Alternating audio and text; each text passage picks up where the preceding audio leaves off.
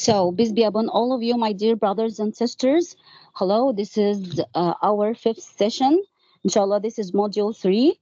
Do you hear me well, all of you? Just Okay. assure me that you hear me, Just be right? updated. Thank God. All of you. It has been ages since I last saw you. I miss you so much. How are you doing first? Everything is okay? Everything is okay? All right. So, this is our fifth session. Please mute yourselves. Please mute yourselves because there is a lot of background noise here.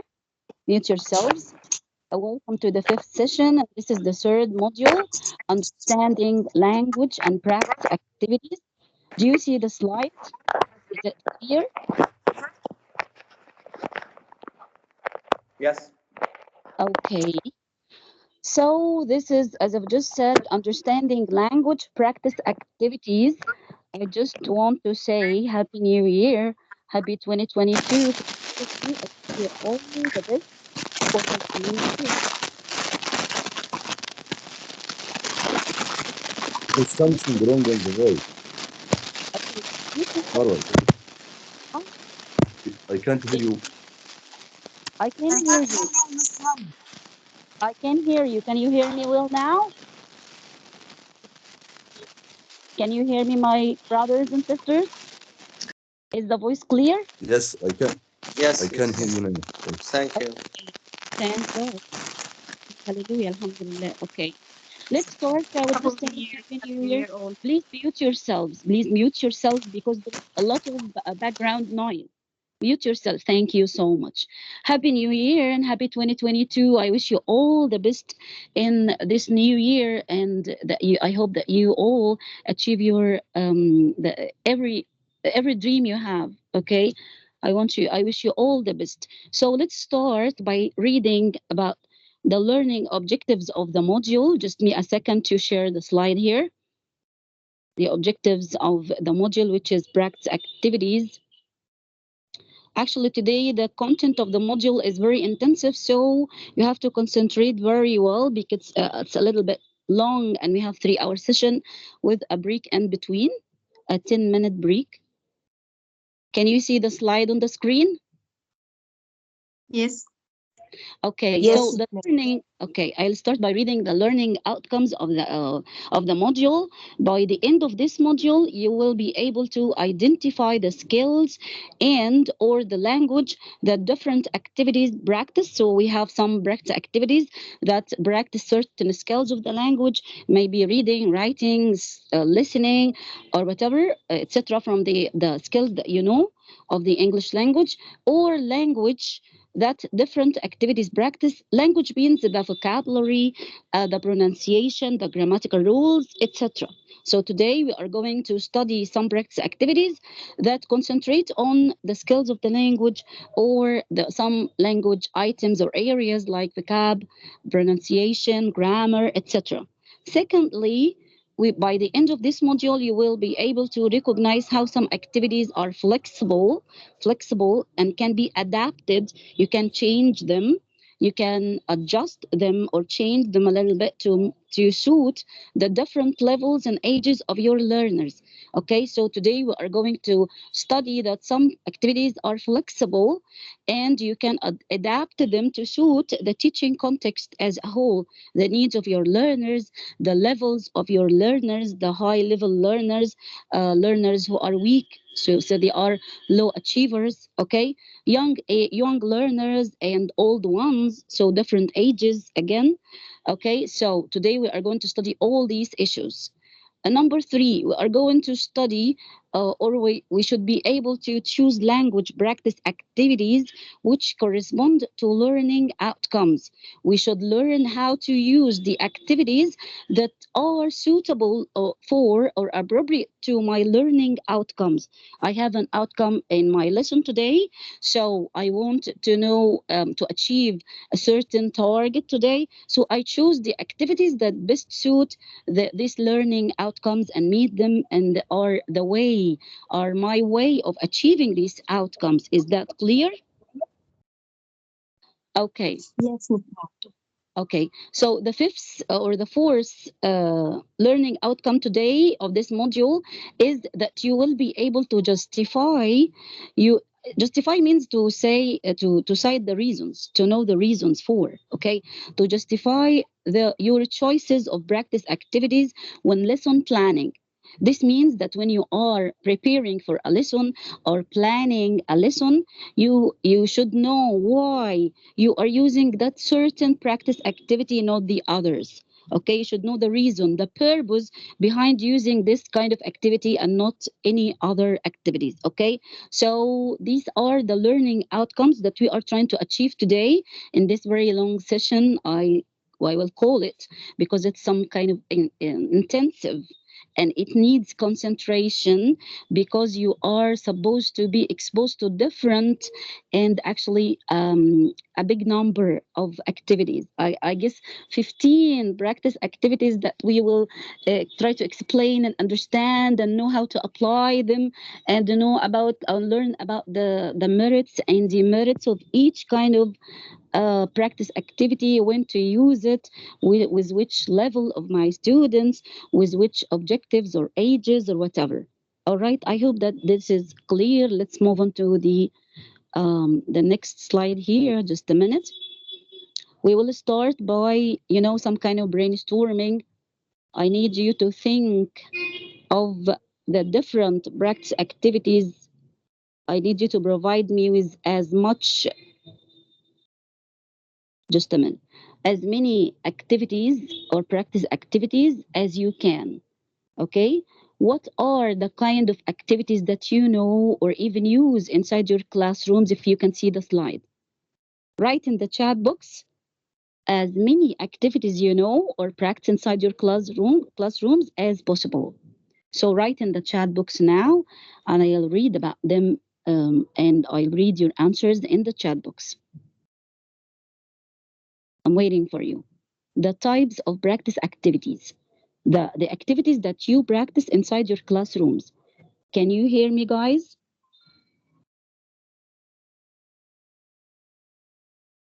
Discussion, yeah, this is one thing. Okay, good. Brainstorming, very good. What we are doing now is brainstorming, actually. We are doing brainstorming now. Jigsaw reading, I'll go to the chat box, but the slide will go, but no problem.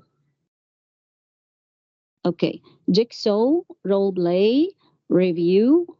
Review, what is review, Mr. Abdul Manam? Review, is it a kind of activity? Review is revising, like a revision. I need activities that we practice inside our classrooms that have steps, that sort of thing. Singing, yeah, yeah, Miss Amira, this is songs. Yeah, Miss Hiba Saleh, discussion, very good. Chain stories, Miss Samah, very good. This is a good choice today, and we will study it at large. Chain story, very good. Chain stories, discussion, singing, role play. Well done, Miss Fatma. We will study all these kinds of activities today, inshallah. Group work. Group work is not an activity, Mr. Ayman. It's just a strategy, working in groups, because group work it can be applied in all these activities. We can make or apply these activities in a group way, in a cooperative learning using groups. So in all these activities, we can divide our learners into groups. So group work is some kind of strategies that we can apply in all the activities. Okay, problem solving. This is a way of thinking, Mr. Isam. Problem solving is a way of thinking. So I give them this activity because it concentrates on problem solving and it enhances the critical thinking and how to solve the problems. Okay, this is not an activity, it's just a strategy or a way to get your students think. Okay, puzzle, very good. Puzzle, Miss Amira, very good. Mappings, mind mappings, Mr. Abdelmanem, very good. We are going to study this today. Puzzle, dialogues. Thank you so much. Lots and lots of kinds of activities. Well done. You are doing a great job. Thank you so much. You are Miss Dua, you are raising your hand. Just type in the chat box if you have something to add because we are still starting the session together. When you have lots and lots to say, don't worry, you will speak as much as you can today. Mr. Mahsoun, thank you so much. You'll study them, inshallah, today. So look at the slide on the screen here. Look at the slide on the screen here. We have 5 statements, and we have now to read every statement, and we discuss it together, and you tell me if you agree with it or not. You find it true or false. You agree with it or not. So let's read the first one. Assure me first, do you see the slide clearly? Can you see the slide clearly? Yes, Yes, yes. Miss Marwa. Okay, thanks. Thank Allah. Thank Allah. Okay, the first one is there are some activities that my learners love, so I tend to use them over and over again. There are some activities that my learners love, so I tend to use them over and over again. This teacher says that my learners love certain activities, so he is using them all the time in every lesson and every class. He just tends to use them, and that's all. Only those kinds of activities, just merely because his learners love them. They prefer to practice them. Is this the only way that we have to consider when we try to practice activities inside our classrooms? Just because our learners tend to love them, so I tend to use them over and over again? What's your No, opinion? no. No? Okay, go ahead. Who is speaking? Okay, Miss Samah. Mr. Mah, go ahead. Unmute Uh, and go. I should I should differentiate my activities every lesson with every lesson, and which suitable to the age I teach to. Very good. Very good. Thank Every you so lesson much. has every lesson has its suitable activities. Very good. Thank you so much. So you have to consider the fact that the activities should suit the learning objectives, okay, of the lesson. So the actually okay, this is probably true for most teachers. We all want our learners to enjoy the lessons, okay? But most groups have their favorites, which we sometimes do as a reward for good behavior or have hard work. But at the same time, we need to be aware that different activity types have different underlying purposes, and that the activities we choose ought to correspond and meet our lesson outcomes. So the activities I choose have to meet and correspond to the learning objectives, okay, to achieve the objectives. So let's move on to sentence number 2. Some activities are really versatile. Versatile means the activities have different uses. They can be used for different purposes, for practicing different skills and different language areas. So the activities are versatile or versatile. You can even pronounce it in either ways. It's American and British English, versatile or versatile. So some activities are really versatile in American English accent because I pronounce it. Some activities are really versatile.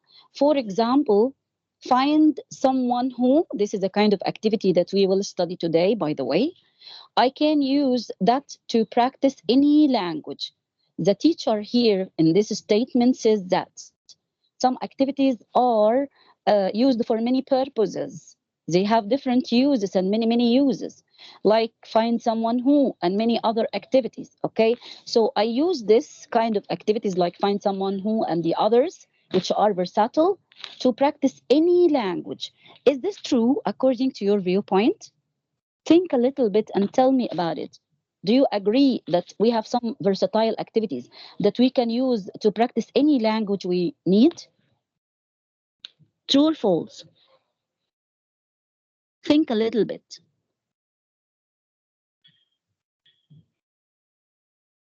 I'm waiting for your answers. Guys, can you hear me? Hello? Yes. Yes, Miss Yes, Miss Marwa. Marwa. Yes. Okay, do you agree with the statement? Maybe you don't know about it? Yeah, okay. If you don't know about it, I can tell you the answer. Yeah, we have some activities that are really versatile. Yeah, that have many uses. Of course, we have a lot of activities that have many uses, which we are going to study today. For example, there is an somebody wants to say something. Okay, so for example, find someone who this is a kind of activity that we can use to practice any language because it is used. I haven't explained it, by the way. Sorry. Sorry. Please mute yourselves, my colleagues. Please mute yourselves because some people are speaking in the background. Okay, so I was just saying that the activity which is called find someone who is versatile and we can use it to practice any language, like all the grammatical tenses. The tenses, all of the tenses we can practice by the use of the activity which is called find someone who. And don't worry, we will study it at large in the coming activities, inshallah. So it's true that find someone who can be used to practice a range of language. There are other activities which can also be adapted in this way, such as dictogloss, which we will study today, role play, and jigsaw. We will study all these activities today, inshallah. During this module, you will be introduced to these activities as I've just said. Today, inshallah, you will be studying them. So let's move on to the third statement on the slide here if you see it clearly. The teacher says, in the textbook we use, in the book we are teaching for our students, every unit tends to use the same activities. So there is always a true false activity, then a matching activity, a dialogue, and a writing task. And this is actually a bit boring. It's monotonous. It's boring for my students because the book is structured the same way every unit, the same activities. Do you think that this statement is true? Do you agree with it? Is it boring to Yes, we have the are same? agree. Yeah, go ahead, Miss Heba. If you have something to say, you all agree. Okay, any other Yes, it's participant? a boring. Yeah. hmm It's boring. Yes, It's it's boring. boring So, for students to study the same language in the units. mhm. That's I agree with you. Actually, this is true.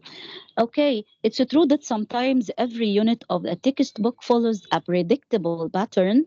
So the pattern is predictable. Okay, and that while this can be reassuring for the teacher and learners, يعني although this is comfortable maybe for me as a teacher and for my learners because they are familiar with the kinds of activities and they are familiar with the instructions and they know well how to apply it and how to do the exercise. Okay, it's good, but it can also be monotonous. It's boring. If we know of other activities, we can introduce these activities that we know other than the ones in the book instead when appropriate, when we find that they are appropriate, for example. Or we can adapt and change and adjust and modify the textbook activities to add variation to the lessons. Okay, so yeah, this is boring. So we have to maybe change the activities a little bit, modify them, maybe use new kinds of activities that are a little bit enjoyable and fun for my students. Okay, so that they are not bored. So let's move on to statement number 4. Here the teacher says, I wish I had more activities up my sleeve so I don't have to keep using the same ones. The teacher says that he wishes that he has lots of activities in hand. I mean, plan B, a bank of activities, a bank of other activities. Okay, so that he uses them, so that he doesn't use the same traditional ones. He wishes that. So, do you agree with this teacher? Do you find that this statement is true? Do you agree with it? Of course, we agree with it. Okay, go ahead. Who is it? Miss Farah Introduce. Hassanin. Excuse me, Miss Marwa. Okay. The internet connections is not available all the time. There is Uh, some disconnections with my I, connection. I have to tell you, and I told your colleagues on the WhatsApp group that today's connection is very bad with, I guess, yeah, mostly Vodafone. So I myself changed the line, I changed the package of internet. I did lots and lots of things to be here today. So there is Uh, internet bad connection today, actually. yeah. You have to find alternatives. You have to find alternatives in hand. No, Like I the am idea. not at home. Okay. I'm not at home. I'm traveling, by the way. I'm in the car and I use internet connection related to Vodafone in network. That's the reason actually behind the bad connection.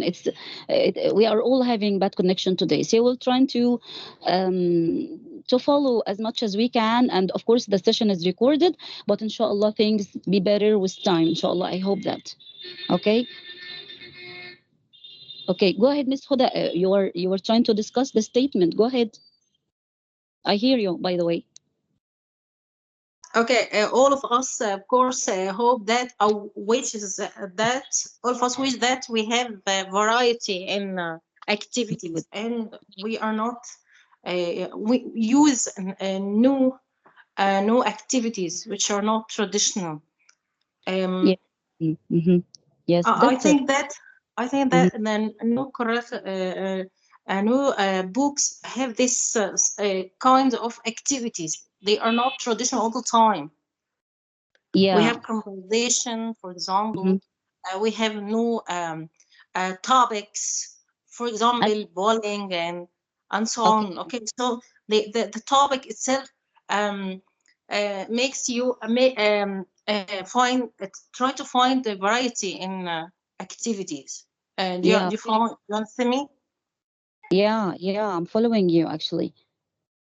Yeah, I can hear you well. Actually, your voice is clear, by the way. Very good. That's it. That's the idea of the statement. As teachers, we do tend to collect as many activities as we can, and you know, we are always on the lookout for new ideas. We search all the time for new ideas. There is nothing wrong with this. But introducing new and fun activities at all the time, doesn't guarantee effective teaching and learning. Okay, we shouldn't. Okay, it's effective to use a variety of activities, but not all the time, by the way. Not all the time having new activities and every lesson having new activities. No, you should have a variety, but not all the time. We need to consider the suitability and effectiveness of activities in achieving learning outcomes, not just their novelty value. Yani, I'm not just using them because they are new. I should also take care Okay, of that. so we are not after new things. We are after the outcomes of learning. What That's serve the outcomes of learning? We are after it. Yeah, that's it. That's it. Very good. That's it. I agree with you. We are not using them because they are traditional. No, we are not using them because they are just new. Of course not. We use them whenever we need them. Whenever we find them that they are appropriate to the lesson, that they suit my learning objectives, they suit the teaching context, the environment, the levels of learners, the ages, all these things I have to consider. These are the factors that I have to take into my consideration when I am trying to choose some kind of activities to practice inside my classrooms. Okay, thank you so much. Let's move on to statement number 5.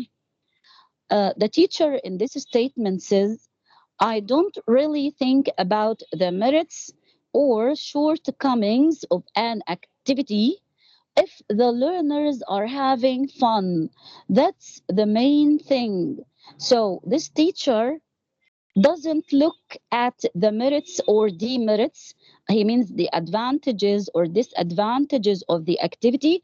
All what he cares about is that students have fun. So that's the main thing for this kind of teacher. Do you agree with this? Of, Yeah, of course, I agree with it. Of course, because you we are after the outcome of learning. So if the outcome eh, is achieving, so what the matter? It doesn't matter what activity I use. Okay, but he doesn't say this in the statement. The teacher says that he doesn't look at the merits or the demerits of the activity uh, um, if his students are having fun. The main thing for Okay. this teacher, What about the outcome of learning? he Okay. doesn't speak about the He outcome. ignores him. He ignores Yeah, the outcome of learning. No, of yeah. course. They should This go hand that in hand. The outcomes of learning with we should they should go hand in hand. Outcomes of learning and the fun and the activity. Okay. Yeah, yeah, yeah. So you disagree with the statement actually, because this teacher says that what he cares about is having fun, Having not fun. That learning, having fun. Yeah, yes. What about the outcomes and his objectives? He should yeah, achieve his yeah, objectives through yeah. activities. That's it. Yeah, it's important, by the way, also to have fun doing the activities, because activities are fun and enjoyable. Okay, when they are fun and enjoyable, somebody says that he can't hear me. Can you hear me, guys? All the others? Yes, Yes, Miss Mark. miss. Well, Yes, Yes, miss. your voice is okay. clear. So our colleague who doesn't manage to hear us, there is a bad connection today.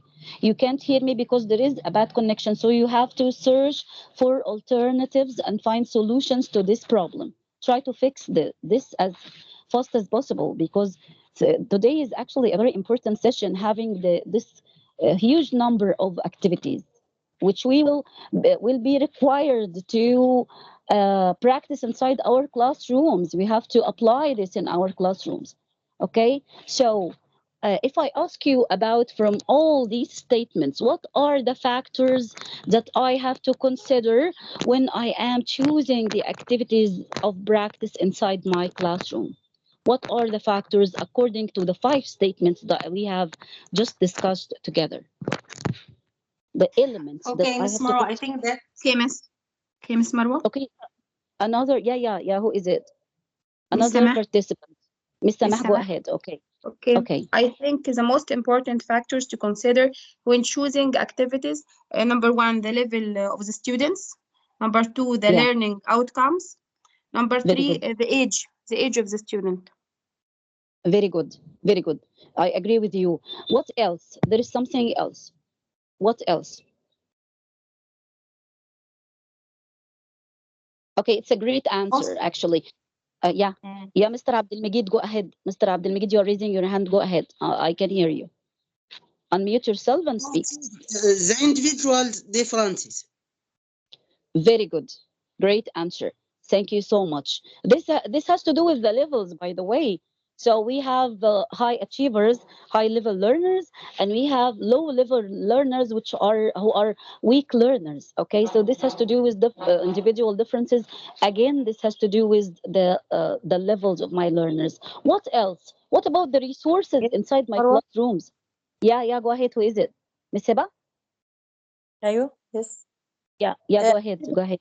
activities that useful for your learners.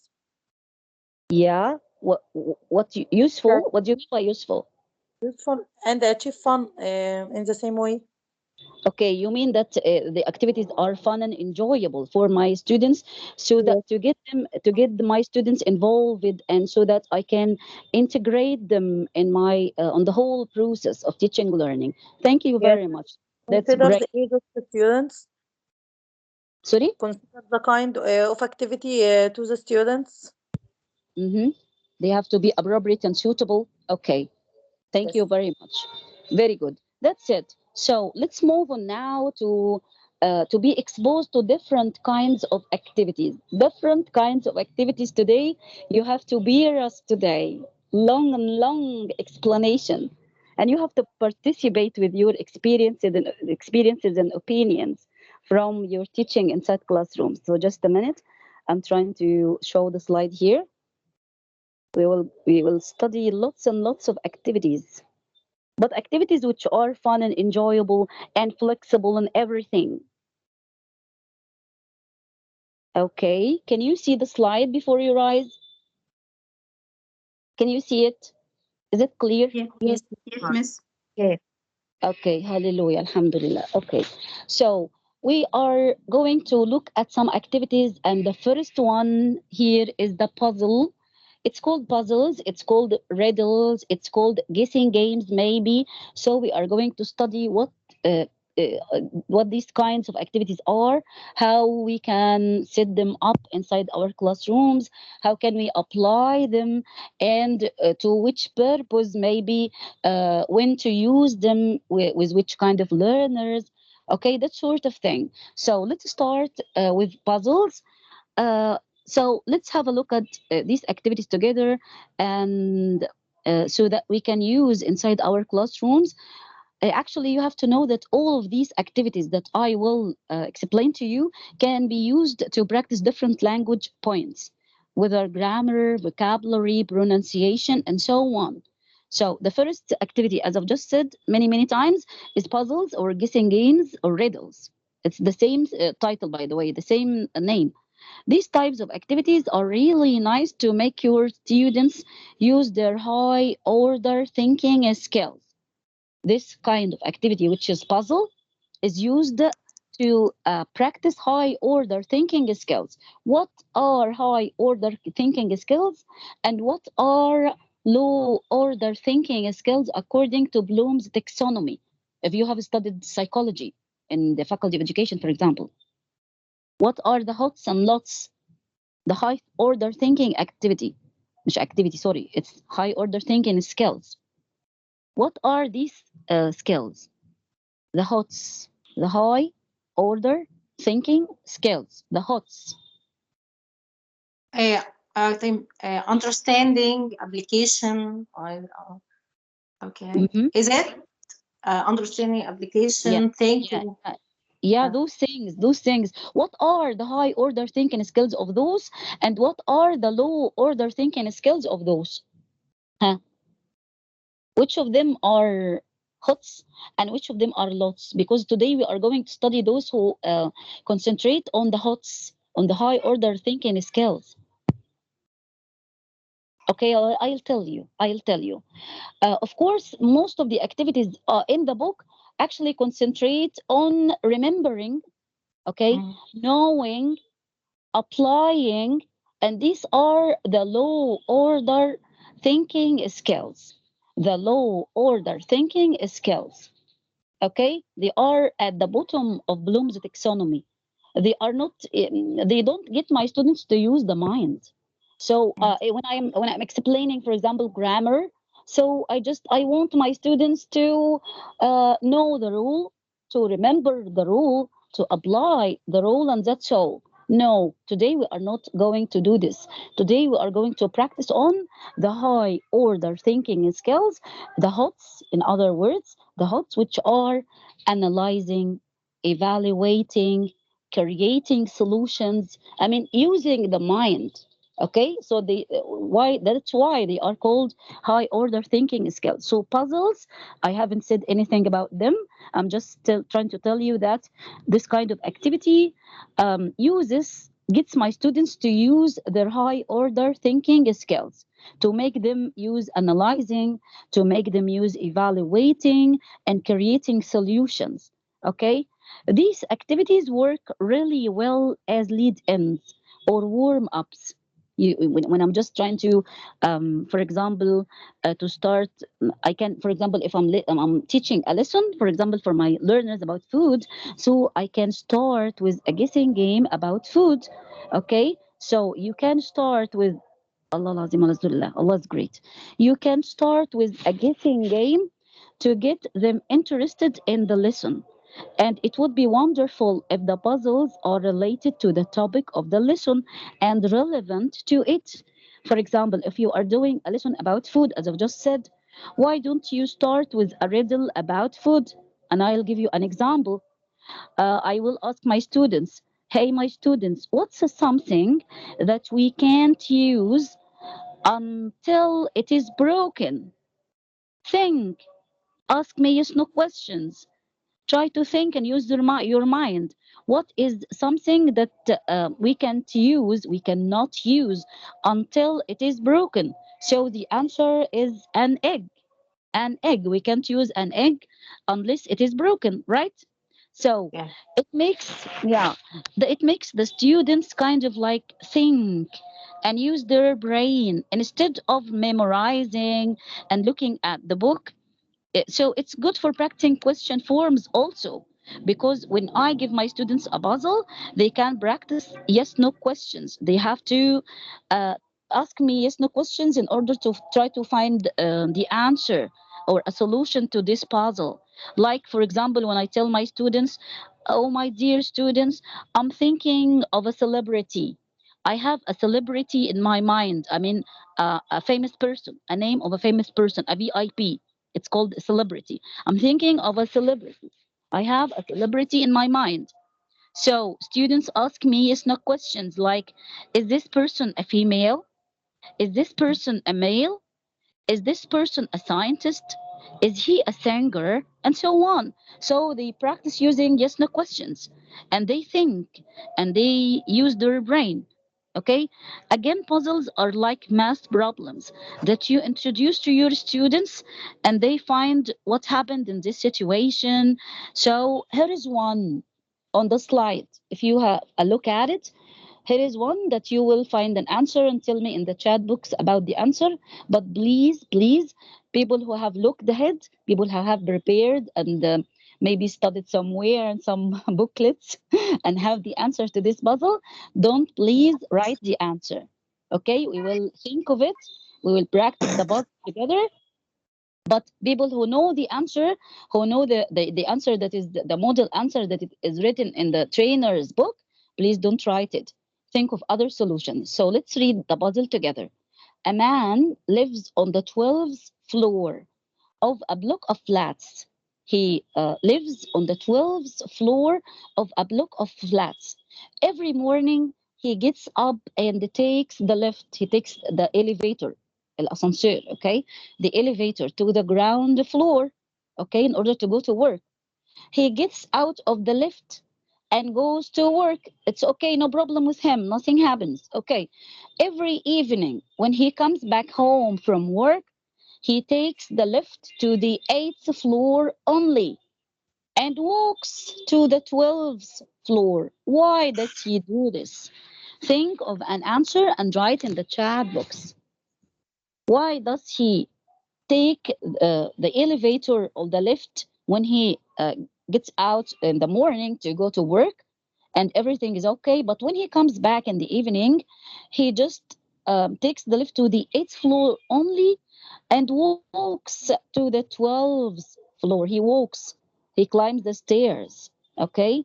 He doesn't use the elevator after the 8th floor. Why? Why do you think? Think a little bit and try to find an answer.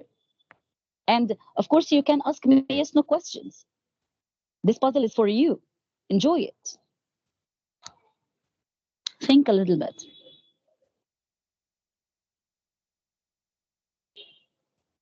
People who know the answer, who know the model answer, please don't say anything. Give me other solutions and I will tell you about it later on, inshallah. Now, think a little bit. Do you hear me well?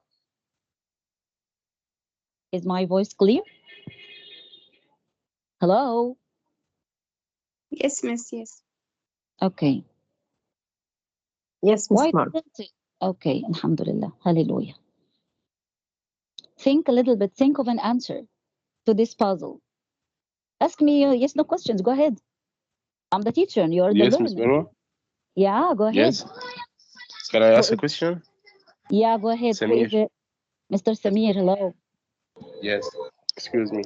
Does Okay. he have another work in the S floor? Does he Maybe have another work? you can guess.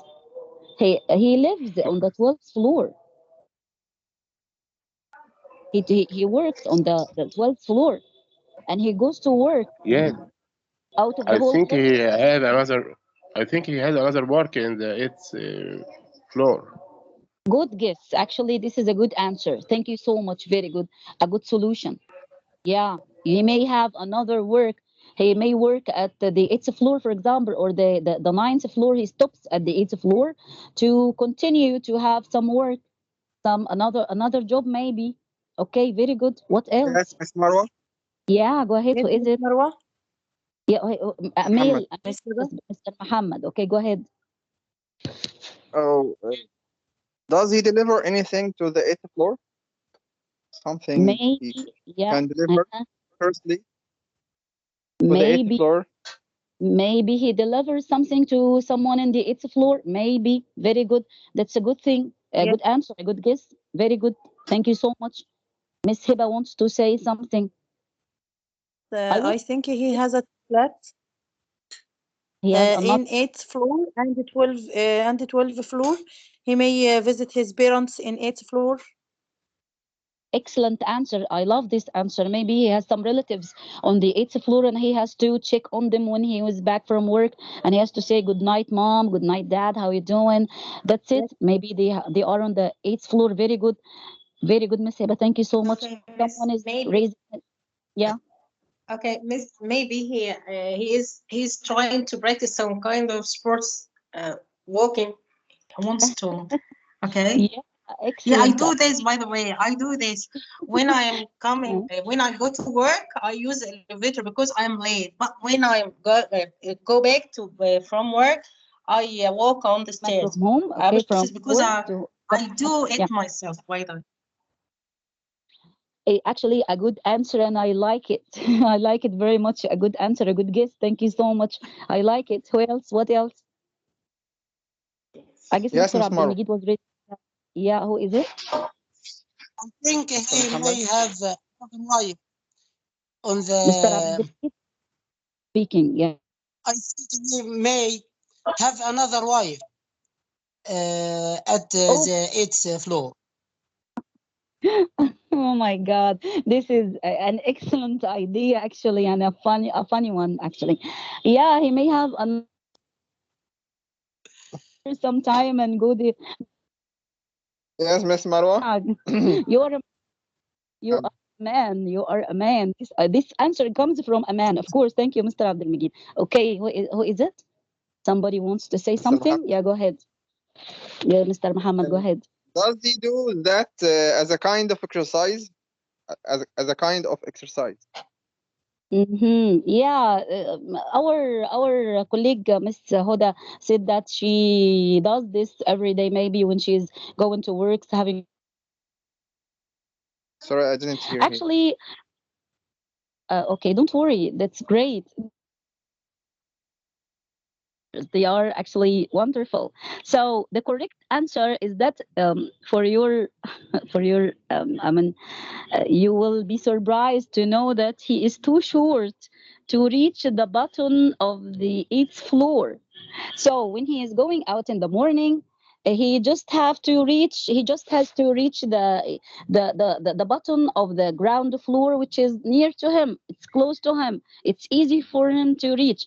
But when he's coming back from work at the evening, he has to reach the 12th floor bottom, which is high and difficult for him to reach because he is short, and he just reaches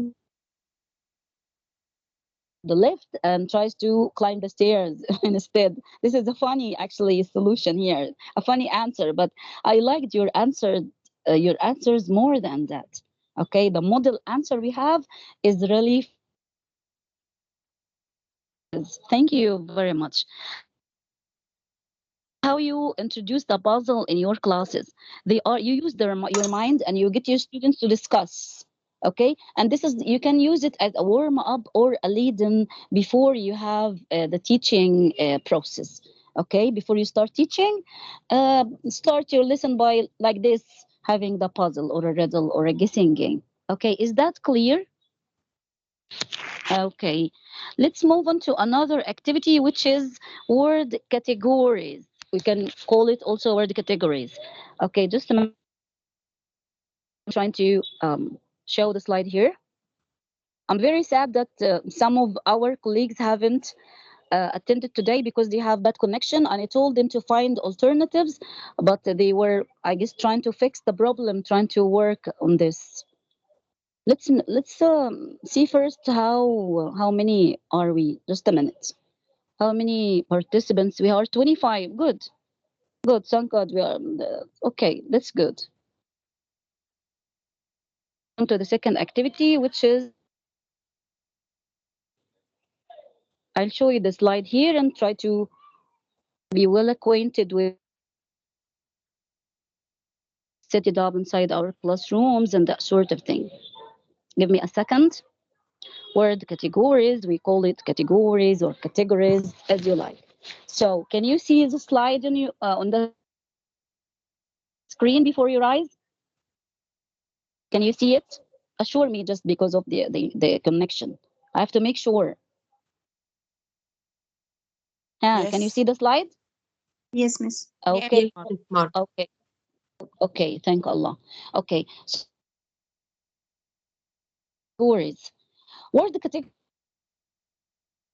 If you give your students some cards having some words and you want them to classify these word cards, maybe to classify them if you are talking about grammar, for example, if the lesson you are teaching is grammar, so you give your students some cards.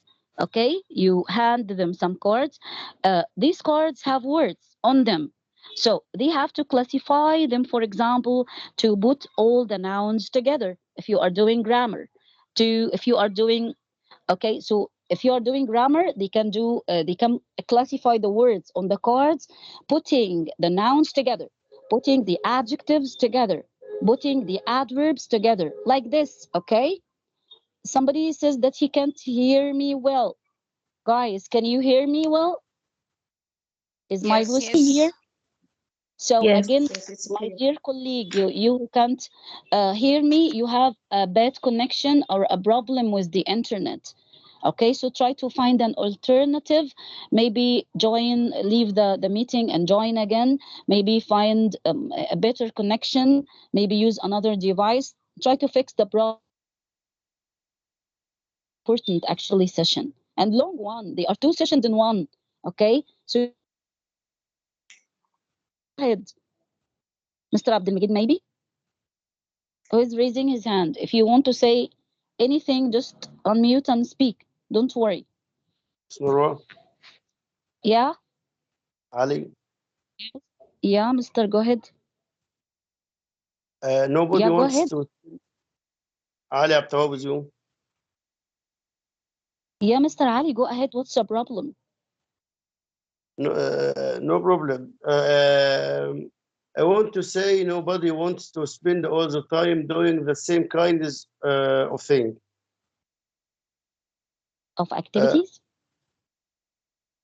yes, Of course. So you have to practice varieties of activities, different ones, new ones that are more enjoyable and interesting. That's the yes. idea of the. Mm. Go ahead, express yourself. Don't worry. Nobody wants to spend all the time doing the same kinds of thing over again, and our Hmm. learners are no different. Yeah, What we crave is variety. It's important to supply some.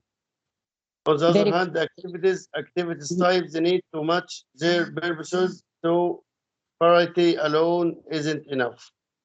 If we focus only one variety, we will end up getting learners to do things for the sake for rather than because it leads to some kinds of learning outcomes. That's it. I agree with you. Yeah, that's the idea of the module actually, that we have to consider elements and criteria and factors when we are trying to choose the practice activities. They have to suit the learning outcomes, the levels and ages of my students, the needs of my students, of course, the time I have, the resources I have in my classroom. Okay, all these are factors that I have to take into consideration when I am trying to choose the kind of activity. Not all the time using them because they are just new or maybe because they are traditional and we are familiar with them. Not also just because they are fun and enjoyable. No, interesting. No, not only one element. No, they have to suit the learning outcomes. Okay.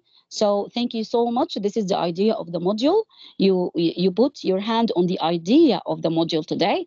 So Back to the word categories, I was saying that if you are explaining grammar, the lesson is grammar. So you can give your learners some cards having some words, and you have to tell them, oh, my learners, classify these words or these cards, putting the nouns together, the adjectives together, the adverbs together, the modal verbs together, the past simple tense verbs together, for example. So this is if I'm teaching grammar, for example. Okay, I give them the cards and divide them into groups, and they discuss to classify the words into the right category.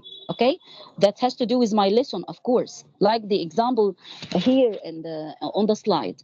So if I'm doing pronunciation, for example, so I ask my students to put the words that cover word stress together, the ones that have the words that have the schwa sound together.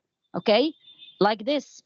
If, for example, I'm explaining vocabulary, so I tell my students, please put all food vocab together, the shopping vocab together, and so on. So you can use it for lots and lots of different language topics and issues. So I have to tell you now, my dear colleagues, do you usually use word categories on your classes?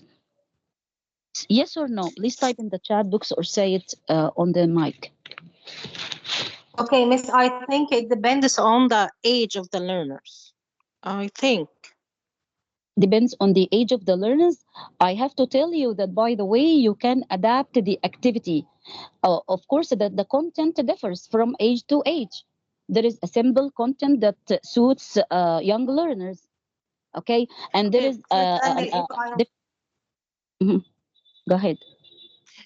for example, if I'm explaining past symbol, I ask student in the secondary stage to talk about a situation, a story that they read about in the past. Okay, I don't use this activity. In fact, Okay, so yeah, so you how don't use the, okay, I yeah. think it's more suitable for their age to ask about past experience. Sorry, to talk about past experience, something that happens in the past. Okay, so this is suitable for their age in order to Yeah. reduce as many language in the past simple as they can, and so I can evaluate how they are good at this symbol. Sorry, at this tense. In fact. You have to know, by the way, of course, I like your answer because you are the person who experienced this. You have the experience inside your classroom, and you know what suits well the young learners and what suits the old learners, of course. But I have to tell you that you can adjust it. Of course, you may be explaining grammar, and you are speaking about nouns.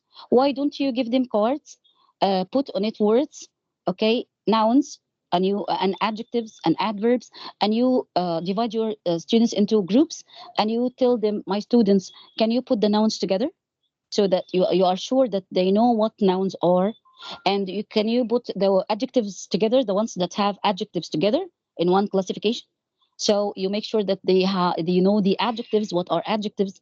Okay, like this. That's the use of this activity, actually. And you can, of course, adapt it like actually it suits many ages and levels, by the way. Okay, these activities are flexible. You can use them differently, you can change them and modify them. Okay, so Okay, we I can use know this that. in synonyms, antonyms. Yes, we can use, yeah, okay. Look, But I look how. think in grammar, Yeah. Hmm. I can use them in synonyms, antonyms, okay, Hmm. idioms. But in Yeah. grammar, I think in grammar that needs memorization. And for example, I know, Yeah. Yeah, I think. think Hmm. You mean you don't it's Miss, use more it? suitable. Yeah. You use it whenever possible. You use it whenever suitable for your learners. Okay, it's up to you. You're the leader, and you're the one who decides according to the things that suit your learners, their abilities, the levels, the ages, that sort of thing. Okay, thank you so much. Thank you so much, Miss Hoda. Thank you so much.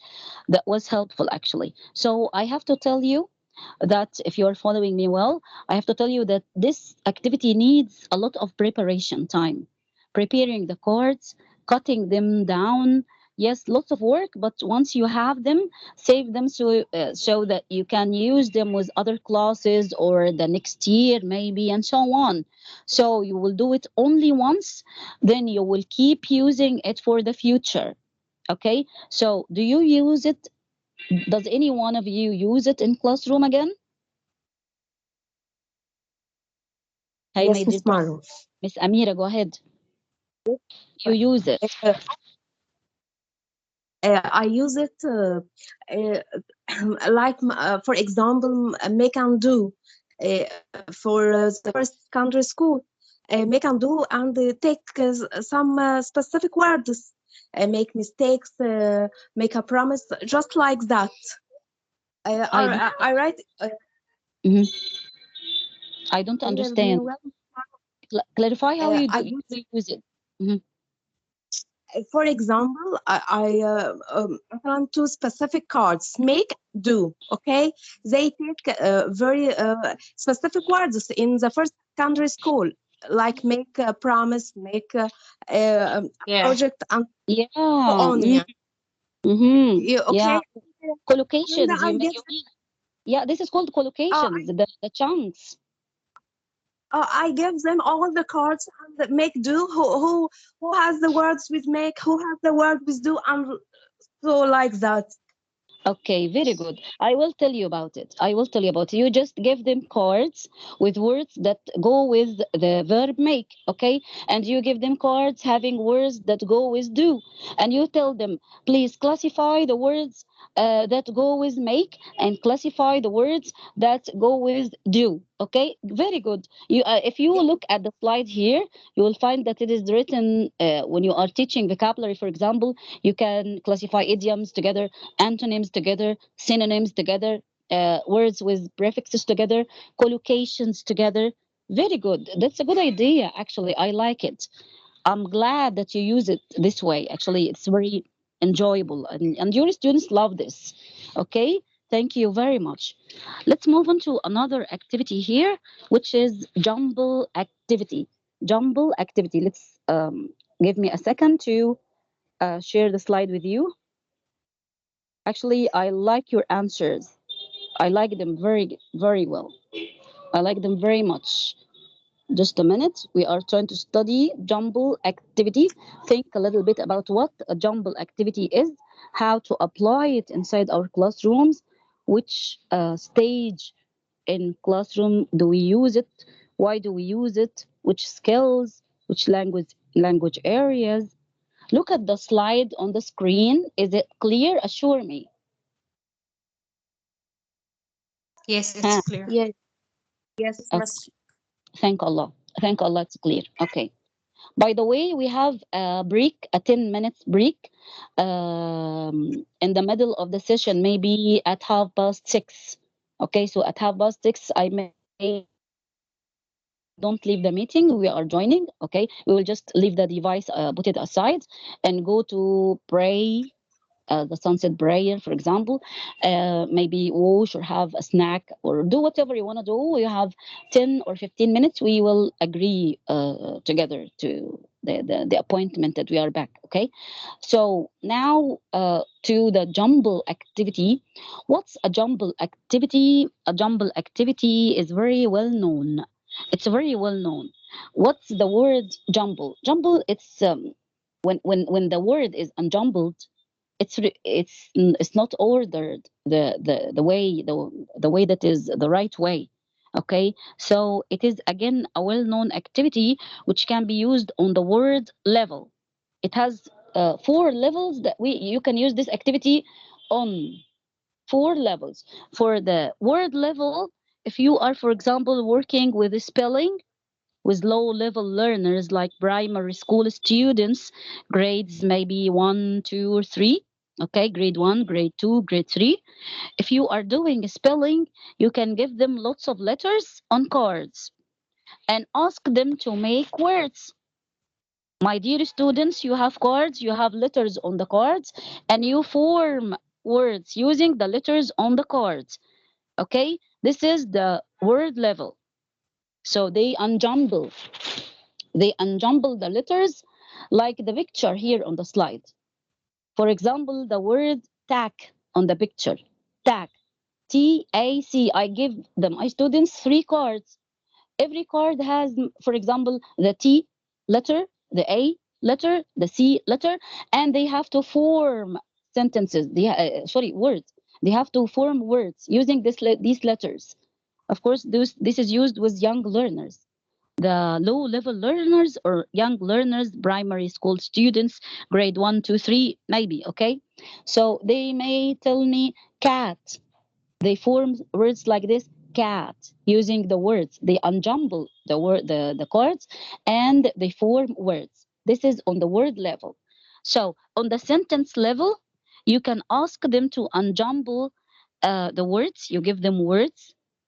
Okay, you have cards having words, and you tell your students, please unjumble the words and form a correct sentence, or maybe a question form. If you are doing questions on in certain grammatical rule or certain tense, you give them cards having the words of the question, and they reorder or unjumble and form the correct way of having this sentence or this question.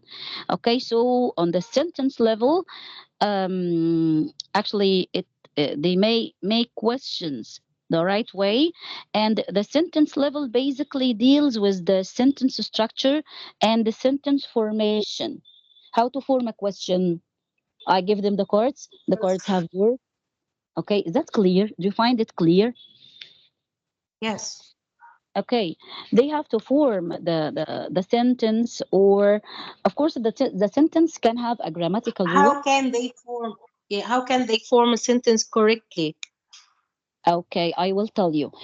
If I am explaining a grammatical rule, so I have explained the rule and they have understood it, and I give them examples. I want to have an activity to check their understanding of the explanation that I provided them. So I give them cards having the words. I have a sentence. I have prepared a sentence, but I put it like words on cards, and they are not ordered. I give them in a random way. They are unjumbled.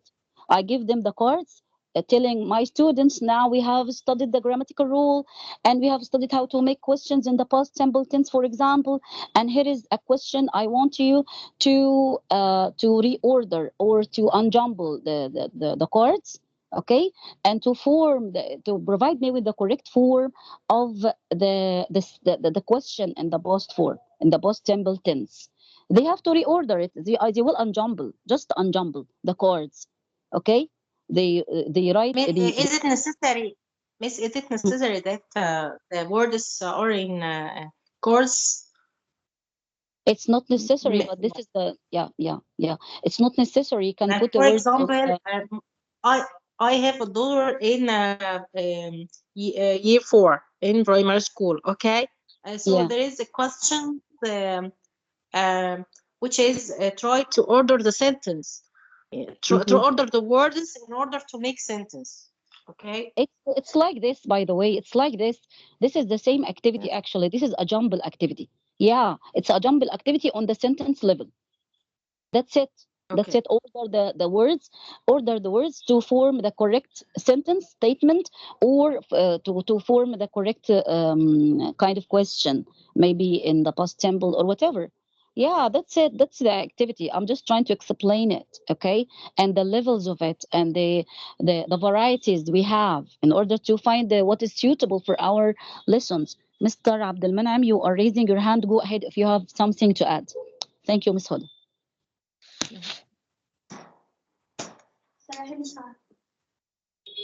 Somebody wants to come. He's Mr. here. Abdul Majid. Mr. Abdul Majid. Yeah, go ahead, mister. Go ahead. I'm listening to you. Jumble sentence, which we say rearrange the following words to make meaningful sentence. Yeah, that's it. But here I'm trying to tell you that we can do it like cards, giving words on cards. Okay, and they have to reorder them, and because this makes your students work in groups. You divide them into groups, and you give them the cards, and you tell them reorder the words to have the correct statement or the correct question, okay? And they speak in groups. People who don't want to speak, some students don't want to speak. What should I do? They don't want to answer. So I divide them into groups. I give them the cards. I tell them, my dear students, work together, discuss the answers, unjumble the words to form the correct statement or the correct form of question. That's it. Okay, we give you varieties. We are here today to give you Thank you. variety. Thank you so much.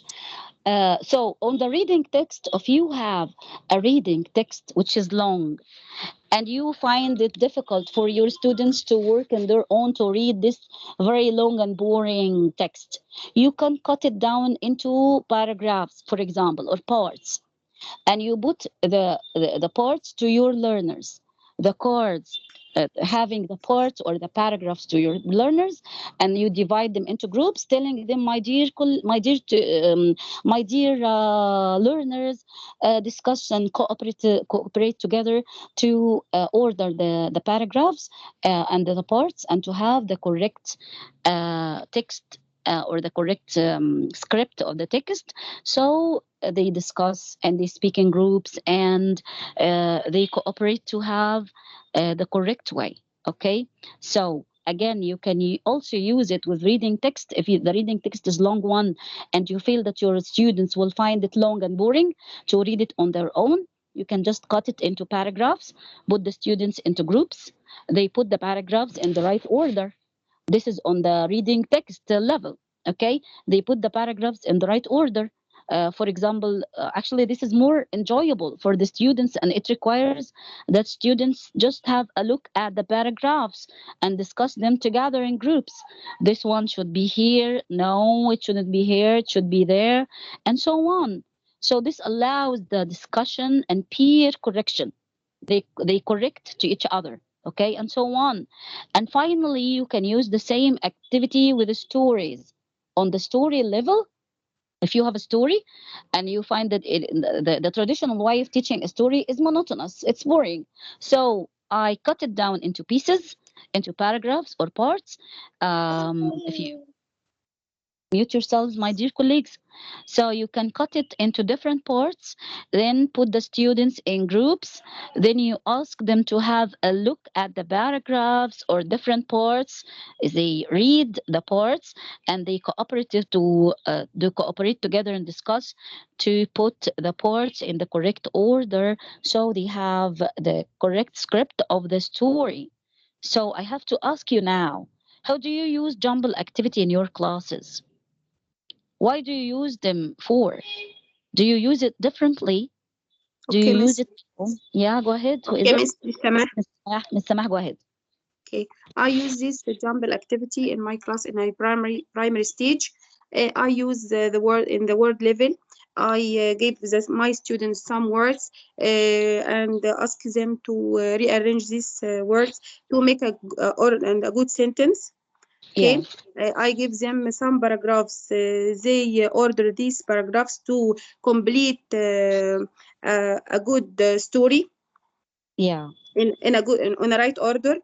And in the story, I give them some pictures to order these pictures to get the right order in the picture. excellent. The right order of this story, the sequence, good sequence to this story.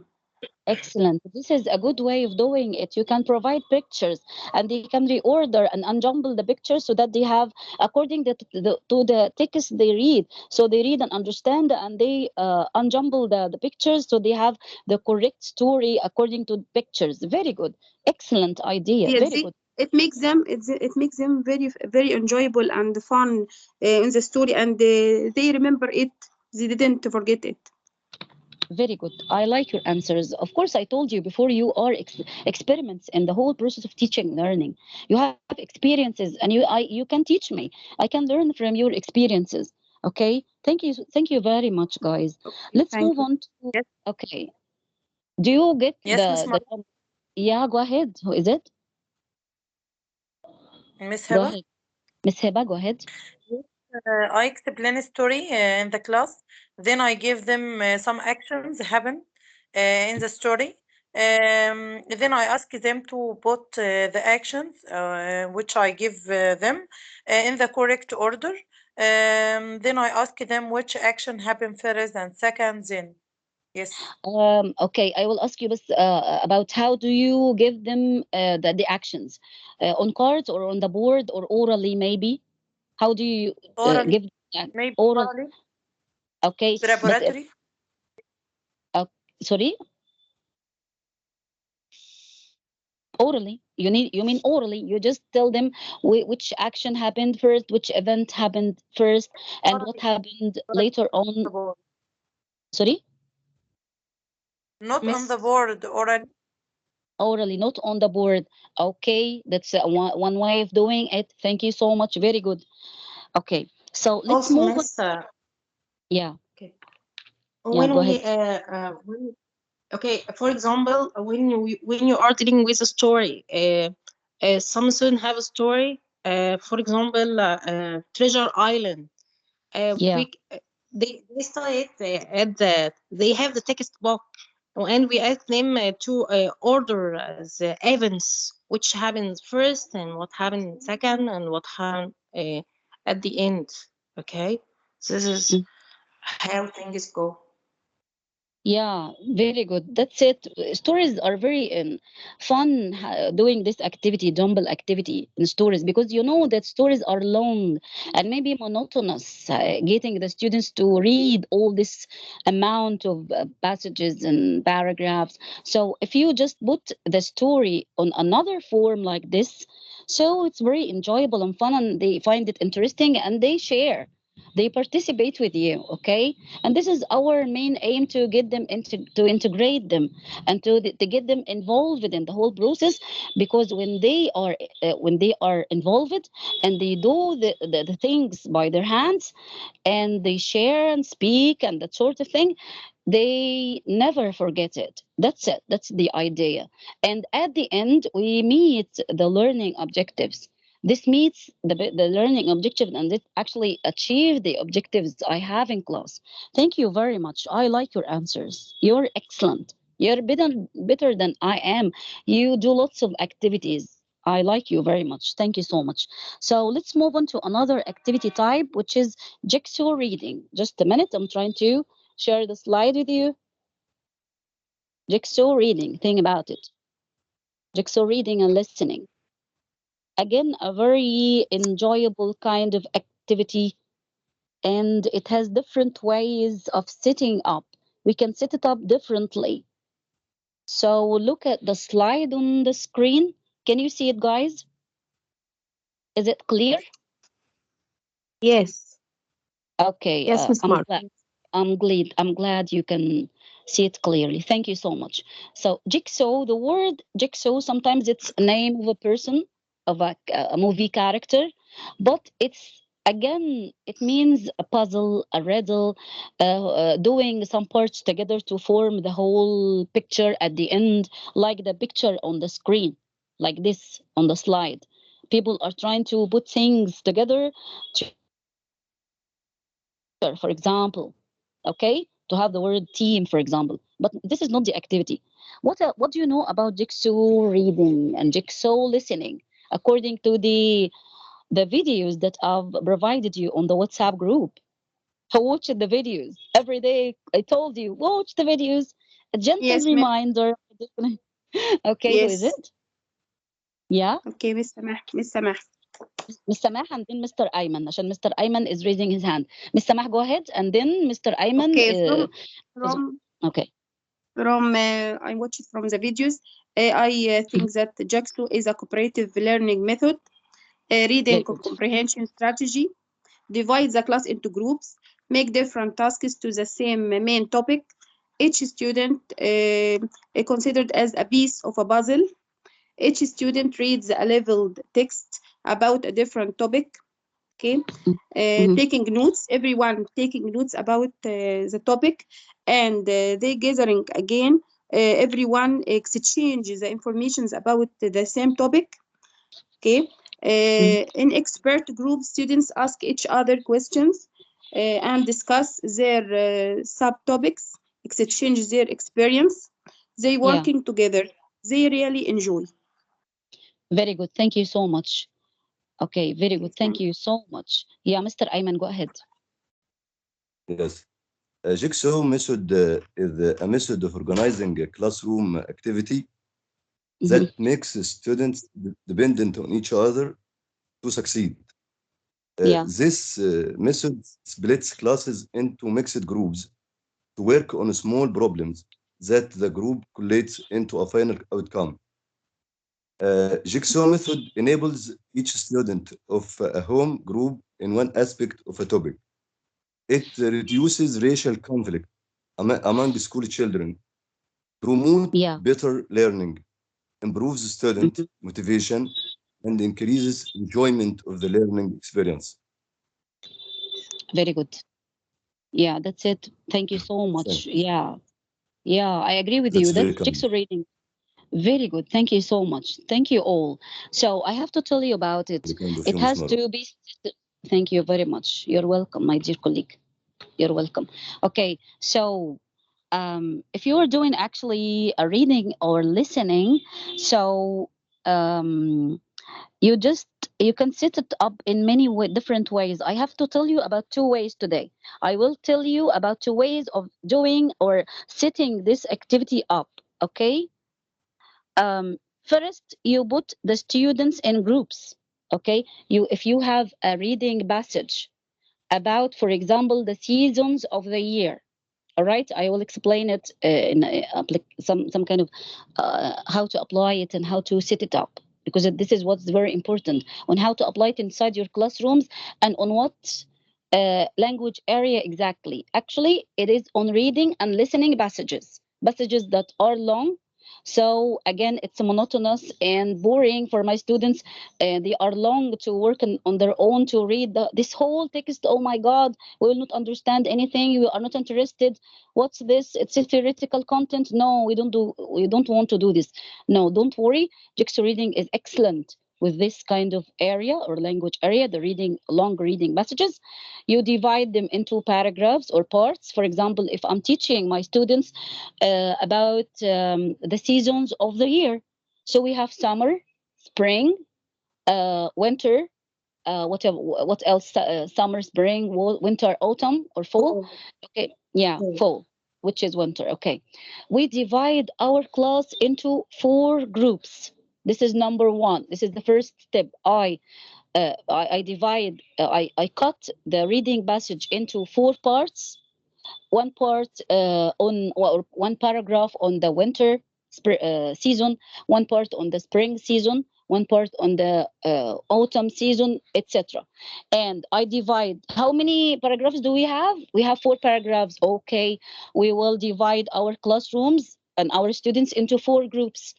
Okay, every group made up from, for example, 5 learners, 6 learners. That's it. Okay, every group reads one paragraph only. So group number one reads about paragraph number A, which is spring, for example. Group number two will read about summer, okay, which is paragraph number two. Group number three will read about, for example, autumn or fall, okay, etc. Till the end of the paragraphs I have four paragraphs and four groups. Every group reads about only one topic, only one paragraph, and they have three questions, for example, on this topic. Group number one has three questions on the topic they are reading about, on the season they are reading about.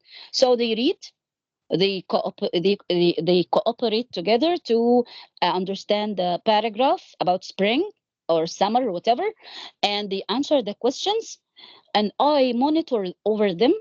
I watch them. I give them a hand, for example, if they need any explanation of a word or whatever. And I check that they have read the paragraph and they have answered the questions correctly.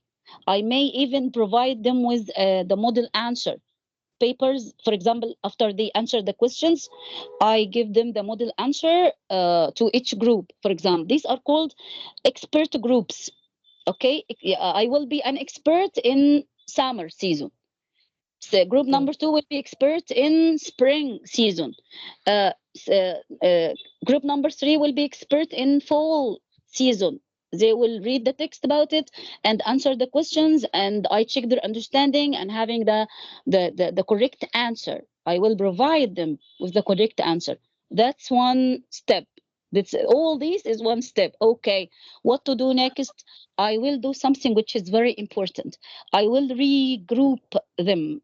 I will regroup them so that there are new groups having different students from different groups. Okay, so if we have 5 students in a group and on the new group, so one of them has read about spring, and the other one has read about autumn.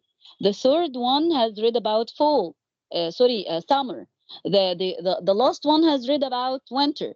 So they again work in groups to discuss what they have learned from the expert groups. What did you learn, my colleague, about spring? So he will tell them, I read about the spring, and the months of the spring are blah, blah, blah. And here are the answers of the questions that I had. So they do like this and go on like this until they share the information they have, and they share the questions they have, and they have the correct answers. Like this is one way to set it up.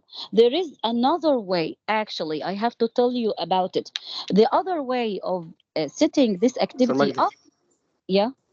Please, Mr. Mute yourself, my dear colleague, and follow me. It's very important. Okay. Another way of doing it, actually, I'll tell you about, because it's very important and very enjoyable. You know that reading passages and listening passage are very long and monotonous. So another way to set it up is like the one in the picture. Look at the picture on the slide. You divide the class into two big sides or two big groups. Okay, it works really well with the two shorter texts. Actually, if a text that speaks about Sharm Sheikh, for example, and the other text speaks about Cairo, for example, so each you ask each side of the class to read one of the texts and answer specific questions like the ones I will tell you now. For example, what's the weather like in Cairo? How much does it cost to stay in a hotel for a night in Cairo? What kind of activities can a tourist do in Cairo? These are 3 questions on the paragraph which is speaking about Cairo. So I'll give these questions to the big group, okay, which will read about Cairo. What about the other group, or the other side of the class? The other side of the class are going to read about Sharm Sheikh. I have a paragraph about Sharm Sheikh. They have to answer the same 3 questions, but about Sharm Sheikh. For example, what's the weather like in Sharm Sheikh? How much does it cost to stay in a hotel for a night in Sharm Sheikh? What kind of activities can a tourist do in there in Sharm Sheikh? So they after they read about the two big paragraphs, we have two big groups and two big paragraphs.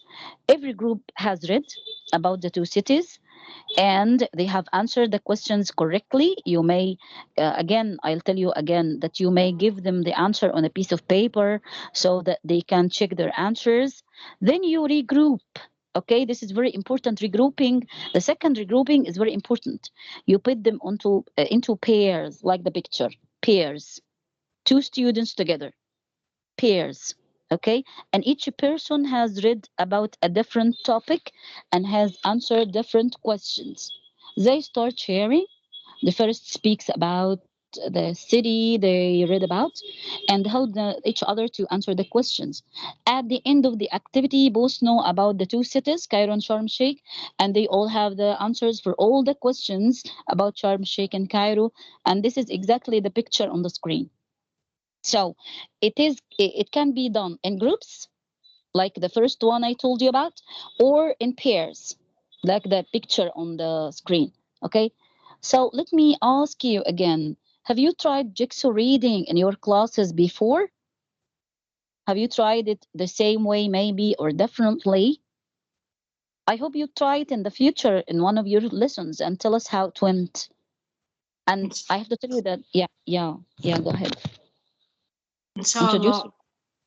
Okay, Miss. Okay. Yes, this is good way. Yeah, Miss Hiba. Okay, go ahead. Feel free to express yourself. You like it. Yes, I like it. It's interesting and enjoyable. And when some people don't Very want to good read, for the- sorry, yeah, go ahead, my dear. Okay, so make sure that your instructions are clear, especially if you are doing it for the first time. So when your learners are not accustomed to doing such activity, clarify it in a simple way, giving short instructions, and maybe write the steps on the board if you need. Okay, there are lots and lots of options that you can do to facilitate the whole activity and the practice. Okay, may I ask you a question if you are following me well? What about the jigsaw listening? What's the problem that may come or may obstacle using the jigsaw listening?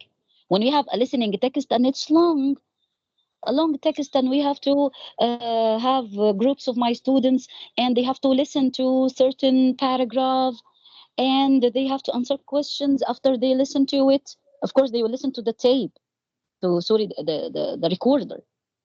Okay, Yeah. so what's the problem with this, with the listening using the jigsaw? There are certain This, limitations. Think, Marwa, think. Yeah, yeah, yeah, Miss Hiba. this way might be need a lot of time Very good. A lot in of the time. class. We Mhm. haven't. Yes, we haven't time or more time in the class to make this way. Just go. Yeah, Jackso, yeah. Very good. I agree with you. We don't have much time. Very good. And if you look at the paragraph on the slide, the last three lines here, let's read it together. Managing a jigsaw listening exercise is more challenging. There are challenges doing it. It's difficult. It means it's difficult. It's not easy like reading. Okay. Why? Because it requires multiple tape recorders. You have to give each group a tape recorder to listen to the paragraph. Okay. And you have to have enough space to listen without disturbing other groups, because all the groups will be playing the audio at the same time, okay, all at once. So it's difficult, it's disturbing, they will not hear anything. So it needs a lot of space, enough time, uh, enough resources, the multiple tape recorders. Okay, so got the picture? Did you get how the jigsaw reading works? Is Miss, that clear? Miss, I don't think that this is realistic. Uh, we don't have Well, tapes or recordings at schools, by the way. So I think it's very, very imaginative. I think it's something which is not realistic at all. what How about can you? yeah, yeah, what about international schools who have lots of resources Okay. and they like having activities like this? Of course, we can't do the jigsaw listening in our classes. I agree with you. Of course, I agree with you. But what about international schooling? Is it easy? The jigsaw reading is easy?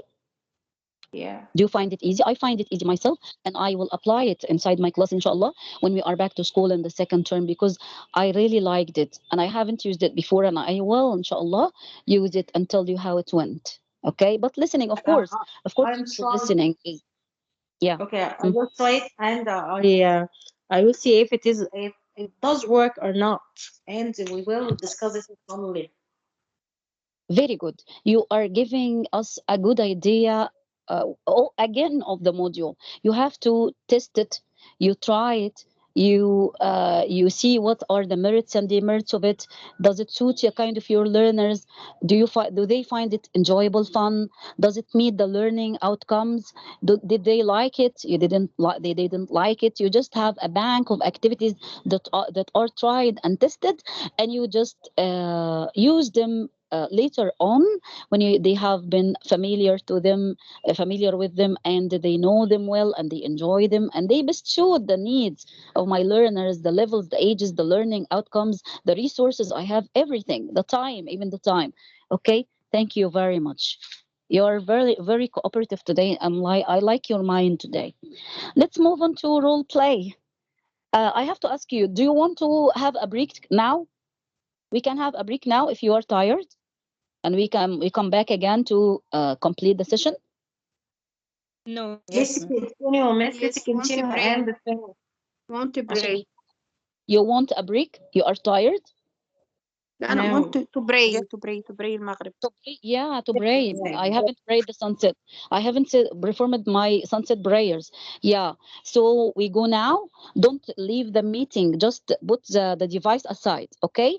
So it's 40 to 7 now. It's 40 to 7. I guess it's about 40 to 7. So we can have 10 minutes or 15 minutes to pray and do whatever we want to do. 10 or 15 minutes. Let it be 15 minutes. Okay. So we come back at which appointment? Can anybody measure this and tell us the time to come back? 7 o'clock. I see. 7 o'clock. 7 o'clock. It's 7 o'clock. It's too much. 7 o'clock is too much. Okay, 7 o'clock. But we have 20 minutes. We have to have 10 Okay. minutes. 7 أنا to 10. 7 to 10. 7 to 10 يبقى 10 minutes. Oh, okay, 10 minutes. Okay, 10 to 7. 10 to 7. Okay. Oh, yeah, yeah. Okay, don't leave the meeting. By the way, don't leave the meeting. Just put the device aside, and beware for so as not to somebody. Yani, I don't want your children to play with the device. Okay, Miss, put it I left the meeting, Miss, and please accept me when I return. okay. So our appointment, inshallah, is 10 to 7, inshallah. Okay, see you at 10 to 7. Thanks and Inshallah. take care till we meet, inshallah, after 10 minutes. Okay, take care. Take care now.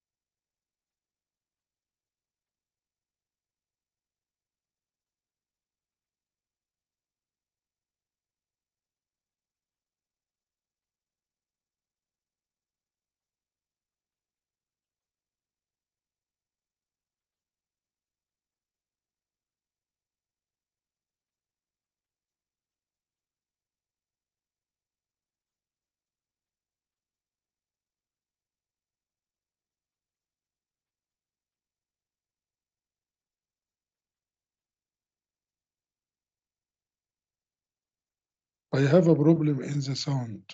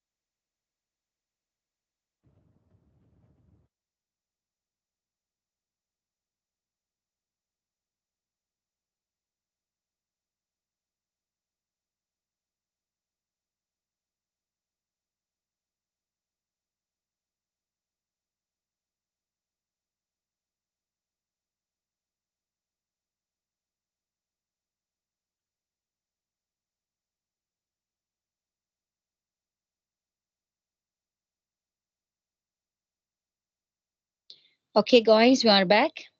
It's 5 to 7, 5 minutes more than we have agreed upon. Okay. Hey, we're back. Hello, Okay, Miss. everybody. Okay. Okay. Okay, so we'll move to another Okay. activity, which is role play. Let me share the slide. Just a minute, please. Okay, give me a second. We're going to study or have a look at the activity which is called role play. Of course, you have heard about it and maybe you use it all the time with your learners because it's very famous and you knew it, I'm sure. Okay, let's have a look at this slide. Can you see it, guys? Can you all see it? Yes, Miss. Yes. Sure. Okay, hallelujah. Thank Allah. Okay. Yes. So about yeah, okay, thank God. Okay. So I'm sure you all know about role plays. For example, this role play talks about learners and teacher. So we have two roles, the role of the learner and the role of the teacher. Your students will be teacher or learners. Okay, there is some kind of scenario here on the slide, and they will take turns to role play. One of them may be the teacher, and the others, or one of them is the learner. Okay, so they have to provide question and form conversations. Okay, maybe the conversations are already made in the syllabus in the book. Okay, I may have the conversation because role play is about conversations, real conversation. That's better actually. Okay, of course you heard about it before and you use it all the time. The conversations, the first speaker and the second speaker, the teacher and the learners. What's the situation here? The situation needs conversation and questions and answers and that sort of thing. So I can tell my students, now we have a role play activity, my students, and you are the learners, others are the teachers. You form groups, and the first of all, you cooperate together to form the questions and the answers and form the conversation together. So you have the conversation. Okay, if they are low learners, you can help them or give them a hand with the questions and answers. You may provide them with the conversation and they dramatize it. Okay, they take roles to role play it, So here we have two situations. The learners are two roles, the learners and the teacher. There is a problem. The learners, I tell my learners, you are doing an English language course, for example. This is just an example to clarify the whole thing, and want to take the exam. You want to take the exam, and there is an exam in 2 weeks' time, but you haven't finished the course. Okay, there is a problem with you. You haven't. I guess there is Mr. Khamis trying to join us. Just a minute, my dear colleagues. Okay, I'm trying to admit people in the lobby. There is nobody in the lobby, but okay. He's telling me that he can join us. Just a minute, I'm trying to text him on the WhatsApp. Okay, just a minute, my dear colleagues. I'll tell our colleague.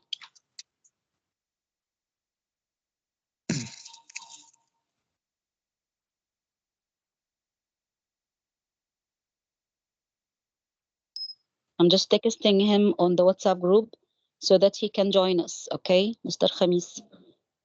I hope that he joins us as fast as possible. Please mute yourselves. I guess I lost you, right? I myself lost you. Just a minute.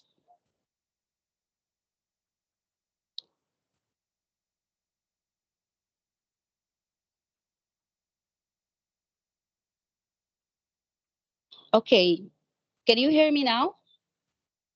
My dear colleagues, Yes. assure me. Yes. Yes, Miss. Okay. Yes, we can hear you. Okay.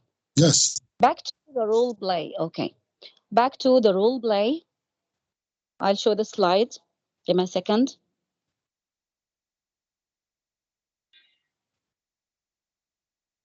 Actually, I advised you not to leave the meeting, but people again left it, and there is bad connection, and they have a problem, and we start again and waste time.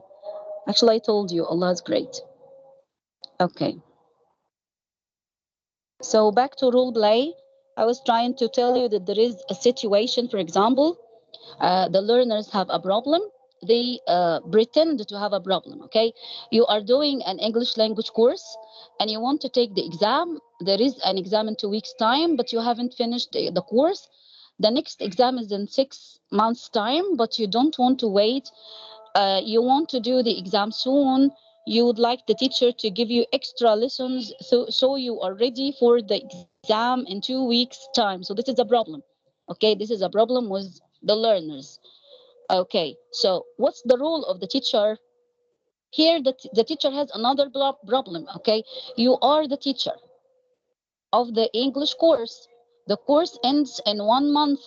You also teach another course in the evenings.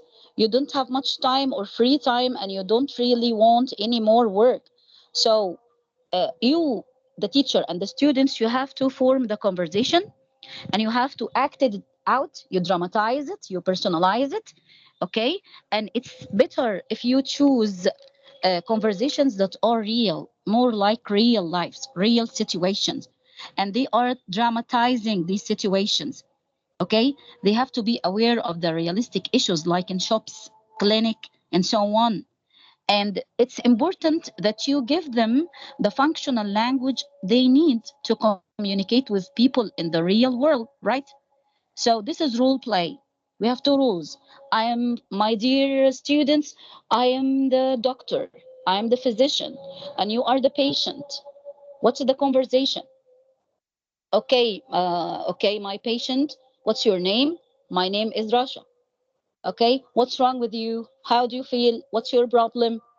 I have a headache, doctor, every day. Okay, this is the conversation. That's how it goes.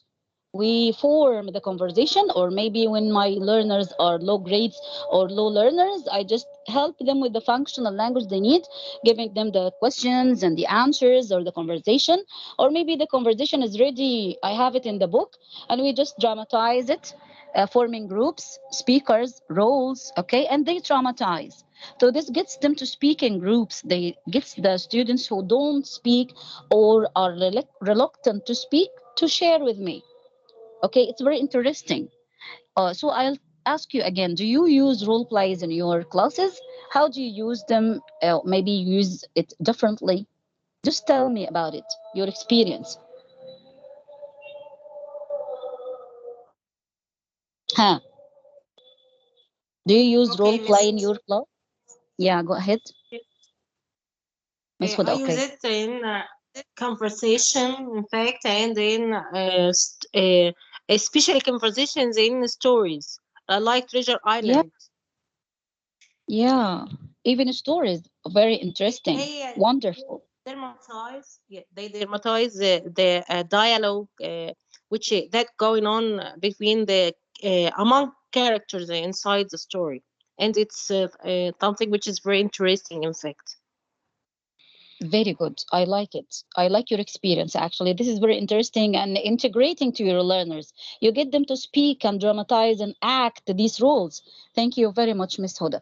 I guess Mr. Abdelmajid was raising his hand. Miss Fatima Mahmoud, I guess. I use Unmute this yourself.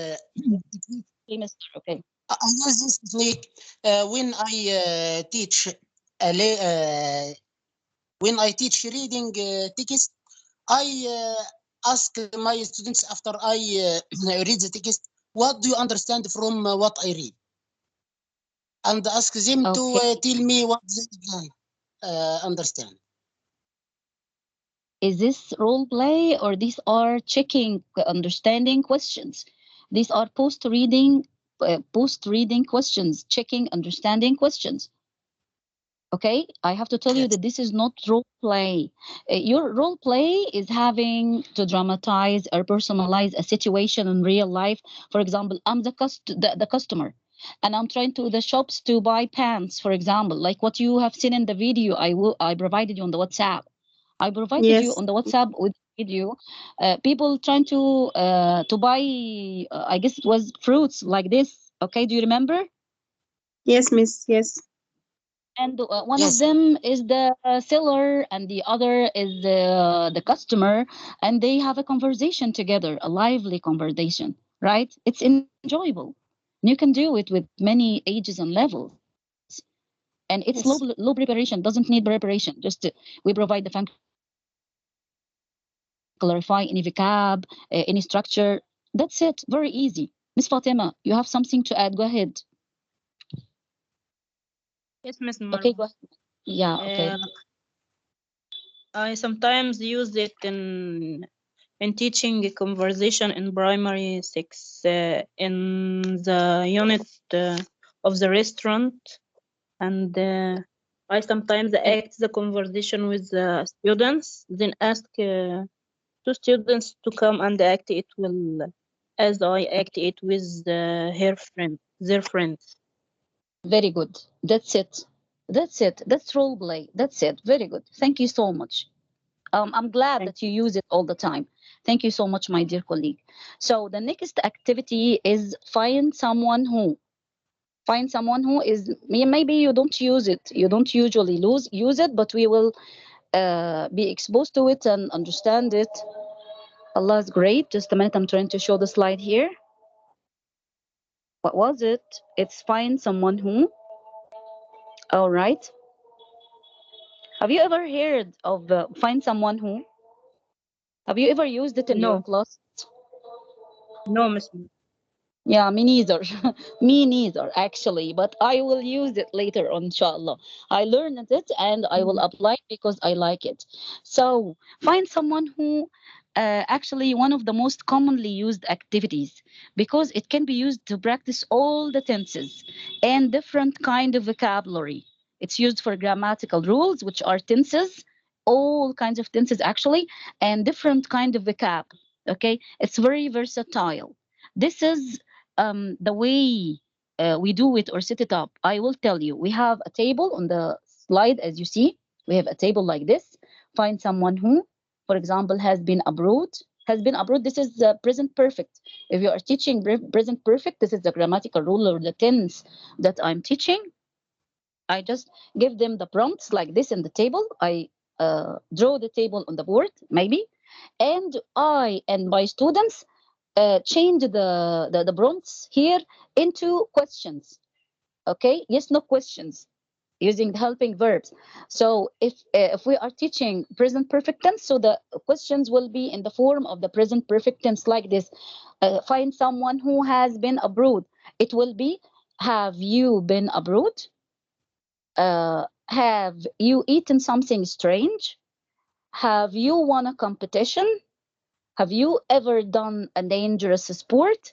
These are the questions. I write them on the board. Okay? Or I ask my students if they are high level learners, if they are high achievers, if they are not weak. Okay? I ask them to form the questions themselves. I give them these prompts, this table on the board, and all my students and dear learners change them into yes no questions with the present perfect form like what I've just said. Okay, so either I find them weak learners, so I help them, I provide them with the questions, or they may be high level learners, so I get them to make the questions themselves using the tenses that I'm teaching in today's lesson. Okay, then I ask students to mingle. You know what mingle is? They go around the class. They have the questions. They write the question down in their notebooks or a paper, for example, and they have a pen and they go around. They go in a kinesthetic way, a movable way, I mean, and they go to ask each other and one another, have you been abroad? The student or the colleague who says yes, I write his name. Okay, and I ask people differently all the time, not the same person. Okay, so this colleague writes his name. If he says yes, I write his name, and the activity goes on, and I ask different people to ask the same person. No, I'm sorry, you don't ask the same person, you ask the students go around the class and they ask each other. And who is this yes? You just write their name on the table they have. Okay. And after the activity is done, everyone is seated, and I ask them to report and share information about their friends. I'm going to say, okay, I asked Mrs. Samah, for example, and she said she has been to, yeah, she has been abroad. Okay, these are yes no questions. So, Mm. do you normally use find someone who in your classes? You yourselves, do you use it? Have you ever used it? Of course, you told Yes, me you yes, haven't. miss. Yeah, you have. Go Yes, ahead. I use this activity in primary stage. And I have a lesson about what's your favorite food. Very Okay, good. have you been? I asked my students, have you been eating a strange food? Like what? Mm. And you also asked them a follow-up question. You did something which is very important. There is another way to do this activity. Okay, there is another way of doing this activity, which is you can give them after they say yes. You can get the students to ask others a follow-up question. مثلا, for example, as you have just said, have you eaten a strange food? What was it? And you write short notes and you tell the others and we discuss together. So Yes, Mrs. Sama told me yes, she has been abroad. Okay, which countries have you been to? So she has been to France and for example, America, etc. So this is a little bit interesting, and it gets students to speak and share, and it's done in a kinesthetic way. As I've told you, it's movable. They move, they mingle around the class, and they share the information together. Very good, wonderful. it Okay, Yes, makes Miss, the but students gain confidence. It makes them gain confidence in using language. excellent. It gives them confident. It gets them to be confident in using the language. And shy people who don't want to speak can speak in this activity because they Yes, have the questions in hand. It's it's easy. very, They just it's fun and enjoyable for students. okay. I hope that you try it in your classes when you come yes, back to. who asks the question? Who asks? The teacher is asking, or the students ask each other. The students ask each other. Okay. No. Mm. Yeah, the students ask each other. They mingle. By the way, I provided you with a video on this on the WhatsApp group.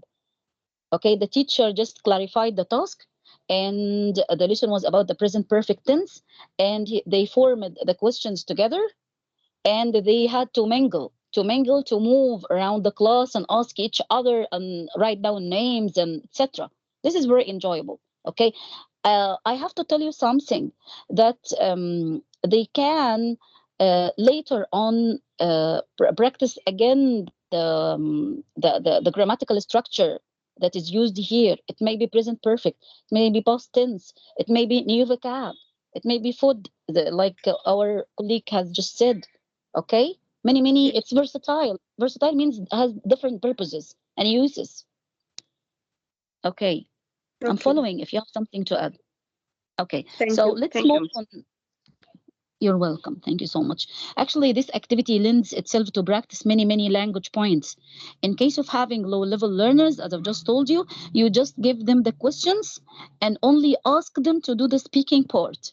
You just provide them with the questions ready made. You provide them with the questions, and they do the speaking part only, like a game, as if they are playing in class. This is one way of doing it. So let's move on to study what's brainstorming activity and what is the ranking activity, declare drill. We have many activities today, so bear us today because the content of the session is intensive. That's not my fault. You have to learn about them all. Just a minute, I'm trying to share the slides with brainstorming and ranking activities. Hope you bear me. Brainstorming is like this the same way actually we did it at the beginning of the session when I asked you to brainstorm as many kinds of activities as you can. When I asked you to um, thank Allah, Mr. Khamis, you are with us. Thank you so much. Hallelujah, alhamdulillah. So we're speaking about brainstorming. What brainstorming is think about it and Prepare to tell me what brainstorming is and why do we use it inside our classes. What's brainstorming? Brainstorming. What's the translation in Arabic? Can anyone tell me about the translation of this word? Yes, Miss. Yes, Marwa. Yeah. عصف الذهني عصف الذهني. عصف ذهني. Very عصف good. ذهني. Yeah, very good. Thank you so much. Yeah, mister. Thank you so much. They actually, this is like generating ideas. We have a topic and I want them to be to refresh my learners to refresh their schemata. You know what is the schemata? Schemata is like memories, the information, the prior information they have in mind about certain topic. Okay, the former information they have in mind about something, about food, about means of transport or whatever. Okay, so I just ask them before I teach the lesson or start explaining the lesson. I just ask them, what are kinds of food do you know, my dear students? Tell me about different kinds of vegetables, different kinds of foods. For example, food, means of transport, for example, holiday destinations, places you want to go to. Okay, this is called brainstorming, like the same way I did at the beginning of the session when I told you to write in the chat books as many practice activity types as you can. Okay, that you know or have practiced before in your classes maybe. This is brainstorming. I just refresh their memory, their schema. The word schema is singular, and the word schemata, which you have in the module, is the plural of schema. It is it actually is the synonymous to the word prior information about certain topic. So you refresh the memory of your learners towards or around certain topic, so that they come to the lesson effectively. They are ready to have the lesson, so you explain later on. So do you use brainstorming in your classes? Yes, Miss. Yeah. Of course. How do you use it? In which content? Okay, we warm. We first we make a warm up, and in this Miss. way we refresh our students' memory and prepare them in order to receive new information concerning the new process of learning. Yeah, that's it. Thank you very much. Who else wants to tell us about it? For Yes, Miss. Yes, Miss. In Yeah, the go ahead. beginning of the lesson, I ask a question like when I talk about the healthy food. What do you know about healthy food? What kinds of healthy food? Very good. That's it. Eh, Thank you very much. Everyone give me a different answer. This activity is very, very important and it's very protective as a whole class activity. Very good. All, Thank you all so the much. class participate. All the class participate in this activity. They like it very much.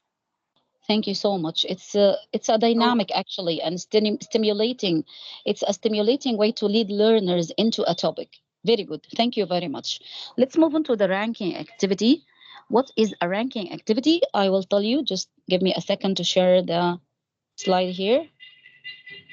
So if I, for example, asked my learners about the kinds of food they want to eat, how they like to eat, I divide them into groups and I tell the groups to discuss together, to have a small discussion about the five or for example, the five most favorite kinds of food that they eat. Okay, the five most favorite.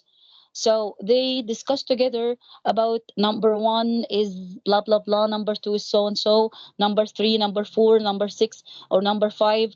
What is the most favorite kind of food?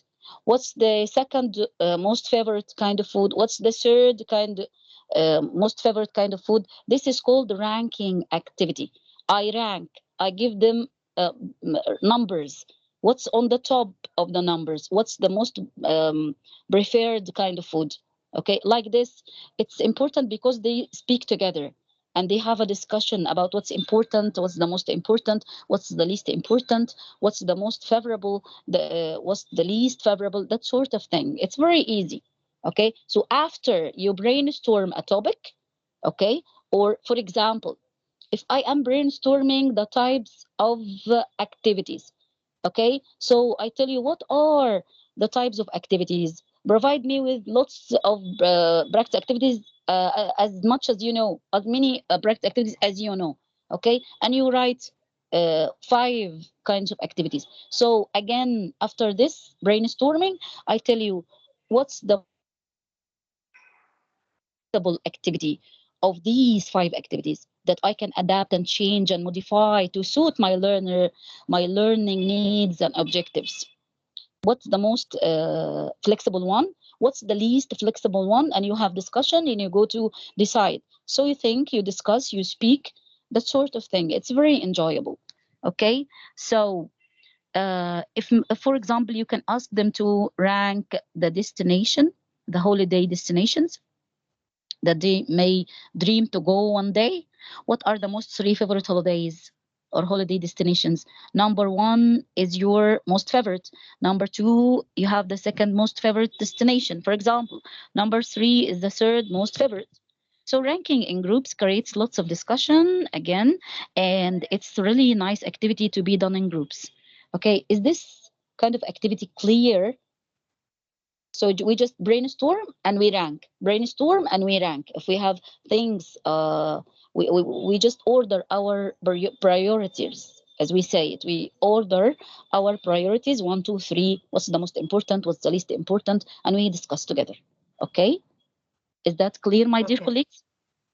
Okay. Yes. Next, Yes. next we have something which is very important, very important, and you haven't practiced it, I'm sure of that, and that's why I provided you with videos on the WhatsApp, because as I told you before, the activity or the content, sorry, the content of the module needs lots of preparation because it's intensive and long. So the coming activity is dictogloss. I know that you haven't tried it in your classrooms before. I haven't tried it myself, and later on, inshallah, when we are back to school, I will be keen to practice it with my students because it's very important, effective, interesting, everything. So I have something which is very enjoyable to you. I will paste a link now, and you go there, you will find something like an interactive video. You can watch a native speaker. He is a teacher of English, okay, like us, but he's a native speaker, of course. Uh, so you go to this link, which I'll paste on in the chat box. You will watch the video, but while you are watching the video, you will find like some cuts of the video. In these cuts, you have questions, okay, choice questions. They are easy and simple. Don't worry. So listen to the video or watch the video and answer the questions on the cuts of the video. This is called an interactive video. And you go on when you have chosen the answer, whether it is right or wrong. Don't worry, you can press go on or complete or continue. You will go on to complete watching the video. It has an explanation and application inside our classes of the dictogloss activity. So I pasted the link, just a minute, here in the chat box because I have it. And I have to tell you that we have watched it. I have provided it for you on the WhatsApp. It's this, just a minute, I'll paste it. Dictogloss. We will see how to apply it in our classes. Go to the chat box, my dear colleagues. Press press this link, click on it, go there, and I will go myself also. Let's have fun together. Yeah, you have found it. I'm glad to hear that. I will go there. It's not long, don't worry, 2 or 3 minutes. I will go myself. I will watch the video. I will answer the questions, and we come back together to study what dictogloss is and how to apply it in our classes.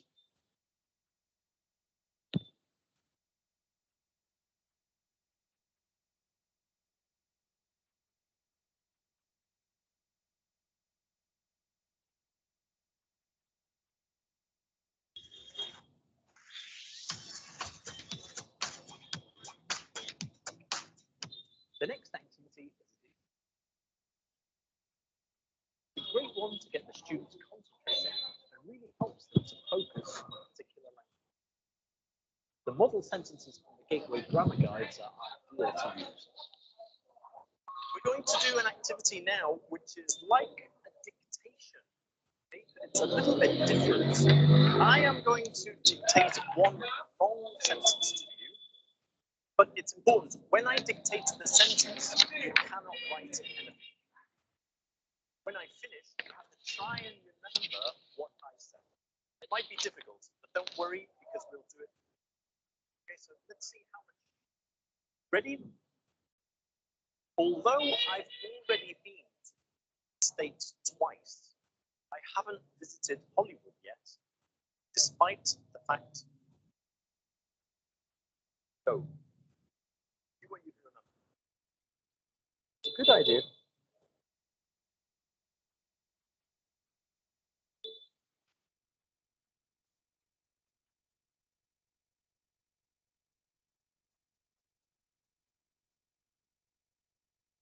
Seems that something wrong with the connection.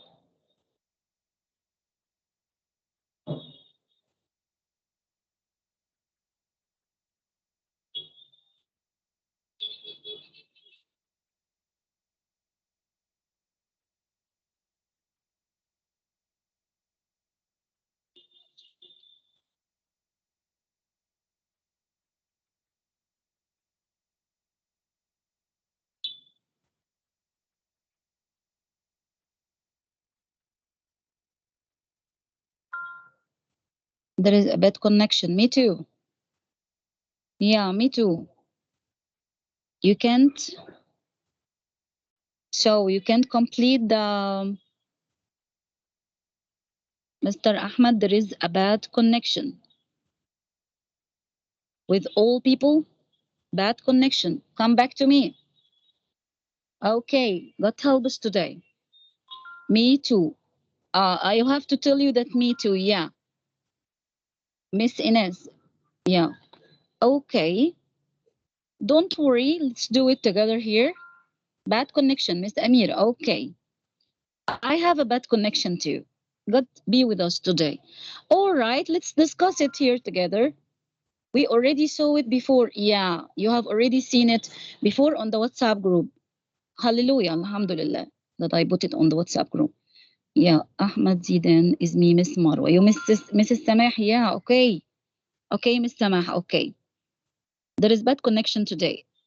Have you watched the video on the WhatsApp group? This is the same video, by the way. Have you watched the video on the WhatsApp group about dictogloss? So that you can tell me what dictogloss is? Yeah, okay. No, no. Some people haven't watched the videos. Although all the time I go there on the WhatsApp and text you saying, a gentle reminder, watch the videos. Okay. So, inshallah, after the session, you can go there and watch the video. It's important. I will explain it now. Okay, don't worry. So, dictogloss, what do you know about it? Can Yes, anybody Miss. tell me about it first? Yeah, go ahead. Yes, Miss. Miss Okay, Samah. Miss Samah, go Okay. ahead. Dictogloss is a type of support dictation. It's like a dictation. Mm-hmm. Okay, we use the dictogloss because it's low preparation. It's suitable for a range of ages. It's suitable for all the subjects. It's suitable for all levels of prevency How to in apply English. it? How to set it up? What are the steps? Steps. I make a sentence on the board. I write a sentence on the board, like Yeah. present perfect.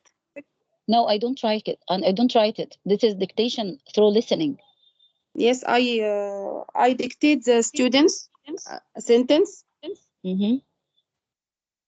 Um, Can and you read the steps on the slide? Can you read the steps on the slide, please?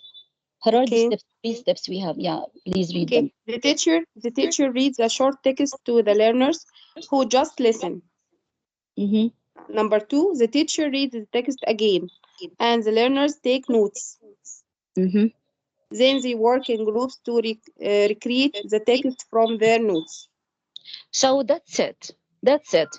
Okay, so for example, I have teached my I have taught my students a certain area of language, certain vocab or certain grammatical structure, a certain tense, for example. So I want them to have certain activity to practice this area or this grammatical rules or whatever.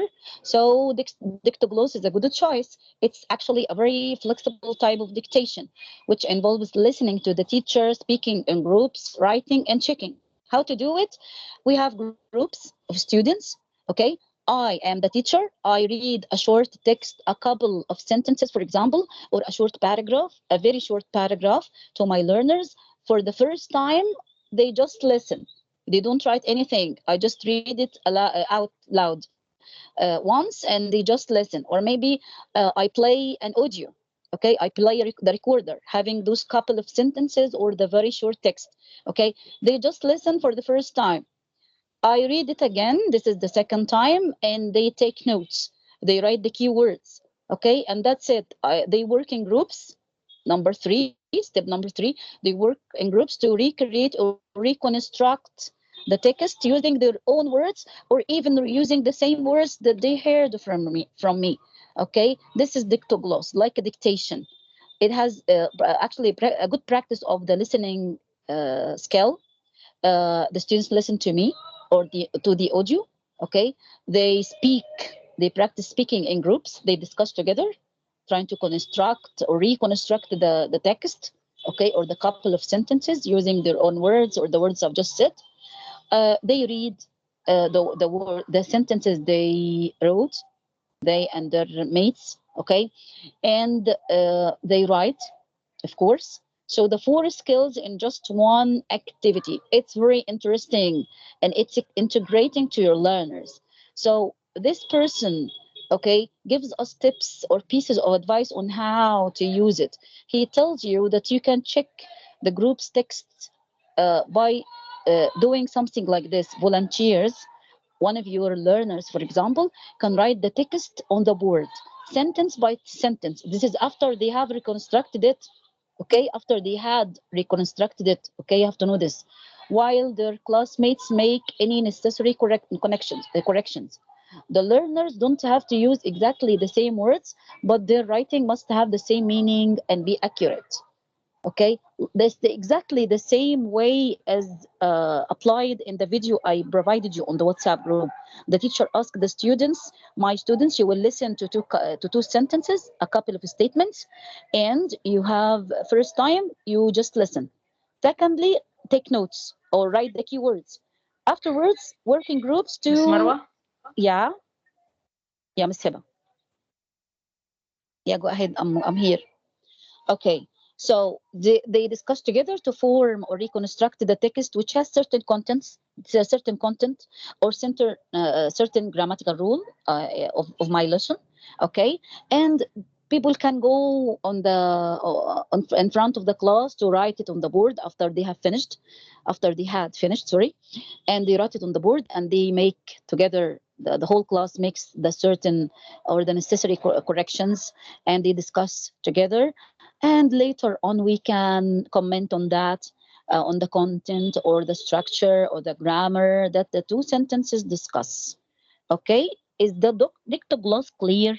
Have you ever used it inside your classes? Yes, Anybody yes, have? I use it. Oh my god, tell us. Yeah, tell us about Okay, it. I think that I use some the majority of these tips in the listening listen. Okay, Ah, first I let student listen, and after that I read the text. My first student had to listen, and then they had to um, write down what they understand, and they make discussions and exchange the idea that the listening topic is about. And after finally we answer questions, and that, that's very all. Very good. I have to tell you that there are certain adaptations we have we can adjust it, we can modify it. There are certain modification or changes that we can do to it. Like Miss Huda just said, she told us about a very important idea, which is modeling the listening. Okay, so after they reconstruct the couple of sentences, the teacher may say it for the third time, like a model for the students to check their answers. Okay, this is one thing. This is what one idea that our colleague has just provided us with. Okay, you can have, for example, a missing blanks. For example, they have to fill in some missing places after they reconstruct the sentences. They go on to fill in some spaces or answer some questions on the two sentences or this short paragraph. Okay, good, Okay, good. let's. There are already in the student book this skills. Sorry, this Yeah, question. ready-made questions.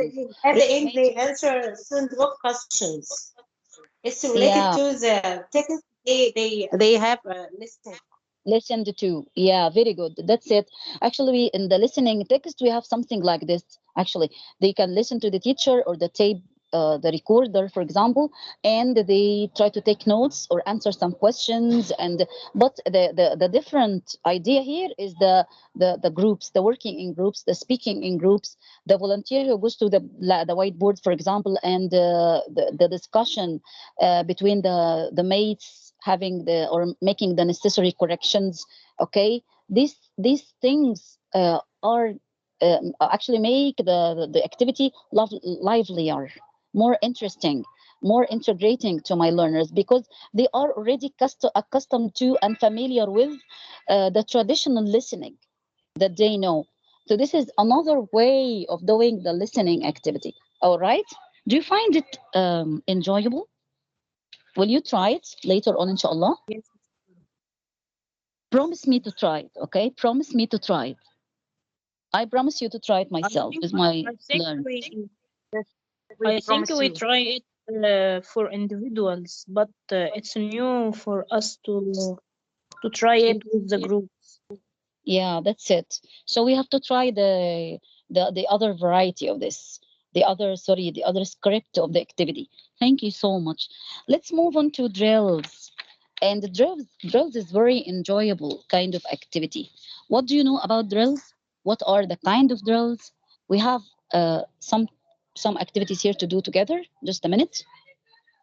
I want you to go to certain link and certain web page to do certain task, but I hope that there is a good connection this time. We will try, by the way. Anyway, we will try. No problem with trial. Maybe it's a success. Just a minute. What we will be having here, we'll be having or doing the drills. What are drills? Here is the slide. Just have a look at it before I paste the link. It's a web page called Padlet. Padlet is like the Facebook. I will paste the link of this web page, which is called Padlet. Okay, where you go, you click on it, and you go there, and you will find two posts that I posted. The titles or the kinds of drills and their definitions.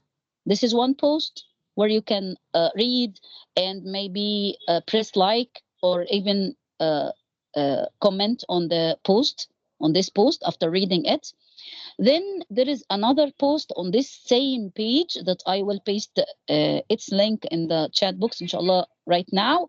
You have another post, which is the video. Again, I provided you with this video on the WhatsApp group, but for people who haven't watched it, I will paste it now. You will find it on the Padlet tool.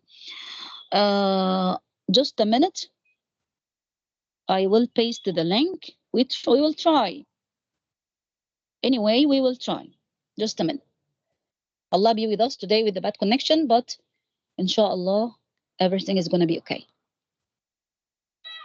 Please, Miss Marwa, can you repeat again? I didn't hear you. Okay, I will repeat it again. When I paste the link, I have a link to paste here in the chat box that I want you to press it and click on it and go there.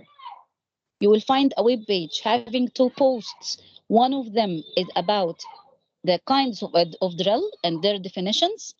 The other post is a video, a very enjoyable video that I put on the WhatsApp group before.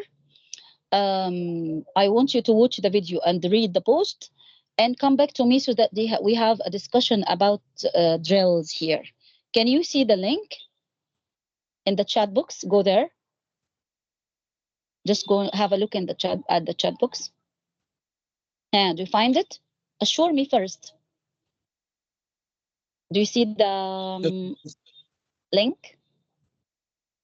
Yes, I can see it. Okay. Yes. Press it or click on it and go there. You have two posts as if it's a page of the Facebook. Okay, you have a post having the kinds of drills and the definitions of them, the explanations of them. You read them. This is one post. The other post on this page having the video of how to apply the drill activities inside the class. Two people are speaking in a funny way, but again in a fast way. They are native speakers, so let's enjoy. I will go there myself. Go now. I hope it works this time. This is called Padlet, by the way. Very enjoyable. Have you seen the posts? Yes, miss. Yeah. Read the posts first. Read the post that has the kinds of drills and their definitions.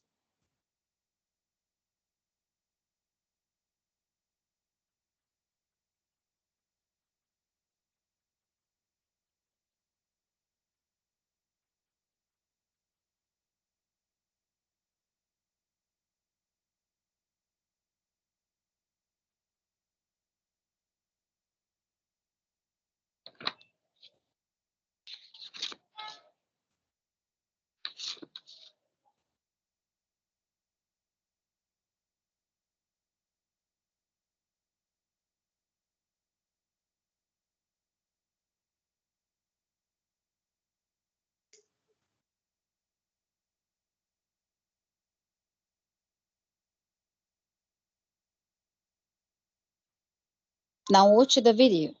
Bad connection again, Mr. Isam? Oh my God, I have good connection.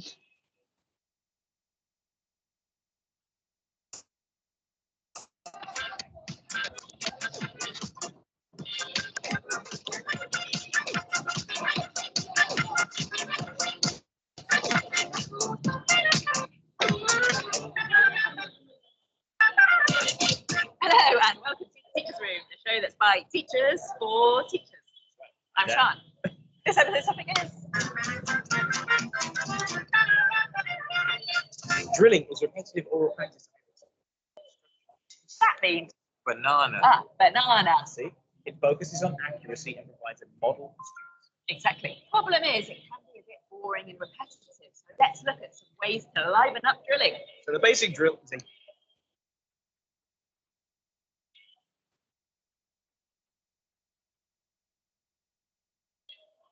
I'm waiting for people who are watching. Let's give them the chance, okay, Mr. Isam and Mr. Yahya? What should we do? 2 minutes only. 2 more minutes, okay? Okay. All right.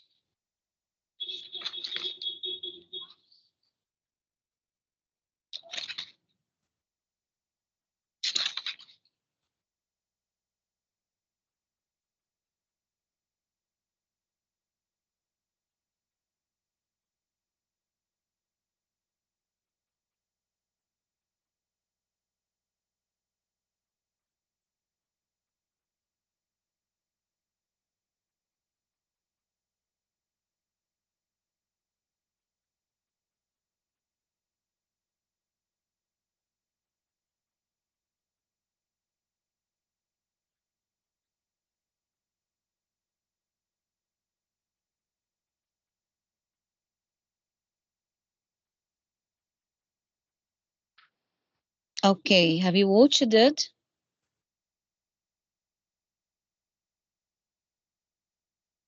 Have you finished, guys? People who have good connection. Miss. Okay, Miss give me Marwa. notes about it. Give me notes. What are drills and what are kinds of drills according to the video and according to the post there? This is called again Padlet. It's a good digital Yes, Miss tool, Marwa. by the way. Yeah, go ahead. Yes. All right. Choral drill Mm-hmm. and individual drill, Very good. Mm-hmm. substitution drill, Yeah, great. transformation drill. Excellent. So thank you so much, Miss Hiba. Was it Miss Hiba?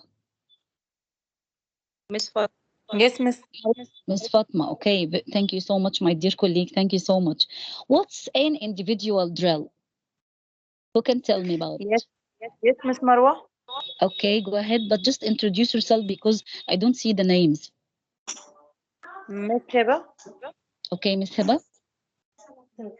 In individual drill, one learner repeats which the word after the teacher. Yeah, that's it. Like when we say, for example, grammar, Yes, they repeat after me, grammar. Okay. yes, A banana. They say just one learner, one of banana. my students, just one says banana. Okay. Individual drill. Drill is repetition. It's like repetition. It's mere repetition. Okay. What about choral drill? Yes, Yes, Miss Marwa. in choral Yes, drill. ma'am. Miss Amira, go ahead. Yes. Uh, Choral when learners repeat the words as the whole class. Very good. When the learners, the whole class repeats after the teacher. Mr. Abdelmanam, do you want to add something? Thank you, Miss Amira. Thank you so much. Thank you, Ms. Mar. You're welcome. Mr. Abdelmanam, you are raising your hand, or any other people? Just unmute yourself and speak immediately because the names are not clear. Uh-huh. All right. What about substitution drill? Yes, Miss. Yeah, Yes. Samah. Miss Miss Samah. Samah? Yeah, go ahead. Yes. The teacher gives a sentence and a different word or phrases the learners must use in the same place. For example, if you go to Scotland, you will see a lot of castles. Yeah. Okay. The teacher asked the students to replace this word, which is Another Scotland, word. for example, another word. Yes. If you go to Poland, you will see lots of sites, for example. Okay, You go to so Scotland, you will see the launch list كذا. If you go to the Cairo, you will see كذا مثلا يعني.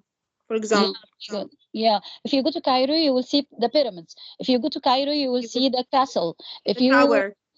Tower. if you go to Cairo, you will see the tower. So every Yes. time they say the same sentence and the same structure, the conditional, for Substitution. example. Replace some words. Yeah, very good. That's it. Without changing the structure. Okay.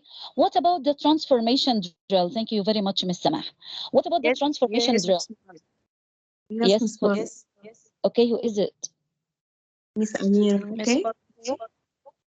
Miss Amira. Okay, Miss Amira. A transformation changes the grammatical structure of the sentence which the teacher give it to the student. Like what? Like, for example, he goes to Alexandria, for example. Yeah. Okay. Uh, Negative, and the student Yeah. changes the sentence to negative into negative. Very good. Very good. Thank you so much. It has to do with grammar, and you have to change it from affirmative to negative, from a statement to a question, for example. Okay. Many kinds of drills, and in the video you watched, there were many other kinds of drills that are very interesting, right? Do you remember when, for example, I like my colleague Fatima, so I am a learner and I have two other learners. I will say the other colleague of mine will say like, the third one will say my colleague, the fourth one will say Fatima. Okay, like this, I like my colleague Fatima. 5 students say the same sentence. Okay, like this is a kind of drill. This is called the chain drill. And there is another, or as the split drill. This is also called the split drill. You split, you cut the sentence into two, and every person says a word like this in the same sequence, in a good sequence, having the good time when they are providing it. Okay, so there is another kind also of drills. For example, maybe I say Noha, they say Noha. Hate Noha, they say hate Noha. I hate Noha. I hate Noha. This is called back chaining, back chain drill, like a chain, but from the back, backward to forward. All right. There are many kinds of drills here, but what is known are those four ones. Is the drills clear? Yes. Yes, Miss. Yeah. Yes. Something that you can use with it to extend it or even make it livelier and more interesting, which is, please mute yourselves, my dear colleagues. Mute yourselves, please. Okay, so what you can do is you can, for example, in any activity that have drills, you can use silly voices, like you have, like the same way you have seen in the video. The native speakers were doing something which is very interesting. For example, I like Noha, or they were saying exactly, they were saying learning English rocks, learning English rocks. So they changed the voice. Maybe my dear learners, say this word sentence when you are feeling angry. So learning English rocks, I'm angry. I'm providing is with like an angry voice. Okay, when you are hot, learning English rocks certain way. Okay, when you are screaming, learning English rocks like this, using silly voices, the voice of a man, the voice of a woman, the voice of a cat, while repeating the statement or the sentence or the word. Got the picture? Is that clear? Yes. Yes. So, Mr. Abdelmajid, you were raising your hand. Do you have any question about drills?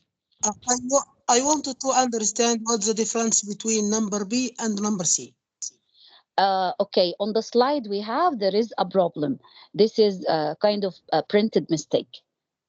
I made this mistake. That's why I sent you to the web page. Miss, is Okay, drilling goes with all levels? yeah, you can do it with all levels. Does drilling, Yeah, yeah, goes with all levels. But what the meaning of repetition with secondary, what the meaning of repetition with secondary stage just students? a minute, I will answer your question, but I want to provide our colleague with the correct script here of the titles. Mr. Abdelmajid, do you see the screen now? Okay. Yes, If you doctor. want to, yeah, if you, I'm just a teacher like you. I'm just a colleague of yours, by the way. I'm not a doctor. Okay. These are the titles for people who couldn't reach the website or the web page because of the bad connection. Here are the title, the kinds and the definitions of these four kinds of drills. Okay, this is one thing. For the question I had, what was the question? Because I forgot it. Oh yeah, yeah, I remembered Okay, it. I remembered I it. talked Yeah, about the repetition of a choral drill or individual. Yeah. yeah, Somehow transformation can go with it works with secondary students. But what yeah. about the number one and number two? I will tell Okay. you. Of course, you know the answer. You have experienced it in every lesson. I guess about every lesson you practice the whole things. Number one, the individual drill. If I am teaching new vocabulary items, okay, and I get my students after I model. I explain the words and I present them and I use the teaching aids to explain the new vocabulary items, the new words, I mean, and I model the reading. So I tell them to repeat after me. Repeat after me. Theater, theater. So they repeat after me. The whole class repeats after me, even if they are in the secondary stage, because there are certain vocab that are difficult. and high Mm. level, It's right? new for them. Oh, and not new It's for for them. them. Yes. It's for them. Yeah, it's for them. It's for the young and for the adolescent and adult learners. Okay. Choral drill also. The choral drill and individual drill. You use them when you are teaching vocab, even when either with low level learners, primary stage for example, or in the primary and secondary stage students.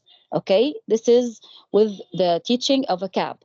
But when Yeah. you are teaching grammar, in the secondary stage or even in the preparatory stage students, for them I mean, you can use substitution drill, transformation drill, other kinds of drills as you decide. You are the leader, and you're the person who is an expert in this. You know, whenever you need the substitution or the transformation or the individual, it depends actually on the content that you are teaching.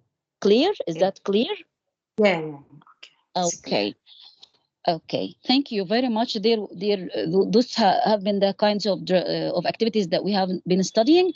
Now we move on to activity types and the skills and sub skills that they practice. These activities practice and the uses of these activities. Let's move on to another area here. Just a minute. I'm trying to. I know that today we have studied lots and lots of kinds of activities actually, and this is intensive. The content itself is intensive, but you are brilliant. You're awesome. You are people who are experts in this. You can teach me about this because you have experienced this lots of times when you were teaching your students in certain content areas, practicing activities, that sort of thing. So just a minute, I'm here having the activity skills, types, sub skills. Can you see the slide, guys? Assure me. Just Yes. assure me you can see it. Yeah. Yes, Miss Mara. Okay. Thank Allah you can see it. Okay. Now, so we have like a table, and we have six types of activities: the puzzles, the word categories, the jumbled sentences, jigsaw reading, role play, find someone who. I guess we have explained this at large in the few from the very beginning actually of the session. We have been discussing all these kinds, okay, and which levels and which uses and which skills. Let's have a look at the skills and sub skills of every activity and the uses of every activity. Of course we have said that before, but okay, let's assure us and have more information about it. Okay, so puzzles, they practice which skills according to the table in front of your eyes. You can zoom in or zoom out to magnify this picture, by the way. Miss Marwa, what's the Marwa, meaning of this is in the box. sub skills? All right. Sometimes we have speaking. This is a skill that we know. The four essential or the four main skills that we have: the speaking, writing, reading, listening. Those are the four skills of the language. There are other sub skills that are like branches from the main skills, which are problem solving skills, criticizing skills, how to provide critical thinking. This is a skill. How to Yeah. solve problems. This is a skill. How to think in a critical way. Like, Yeah, It's a and higher ranking skills. But it's the four hard. skills are essentials. Do you Yeah, mean? yeah, that's it. That's it. The main skills are reading, writing, listening, speaking. Okay, that's what we know.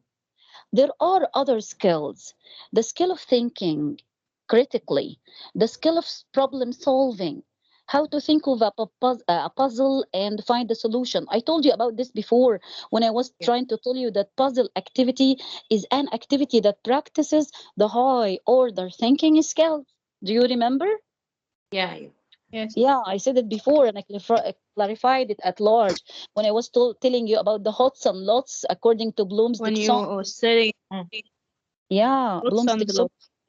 Hots and lots. Yeah, the high order thinking skills, which are evaluating, analyzing, It's first, actually, number one is analyzing, number two is evaluating, number three is creating solutions. These are some skills.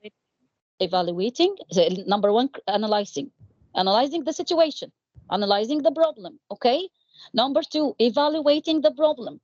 We have a problem here. We have hypothesis. فرض الفروض. Do you remember about this before? Have you read about it before? فرض الفروض. Okay. Hypothesis. So finding solutions, creating solutions. This is problem solving skills. Okay. So puzzles are kinds of activities that practice this kind of skills and sub skills. So again, what are the uses of this activity according to the table here? Actually, this activity provides a context, I mean, a way or a chance or an opportunity for asking yes no questions. As I told you in the activity, we have done that. Okay.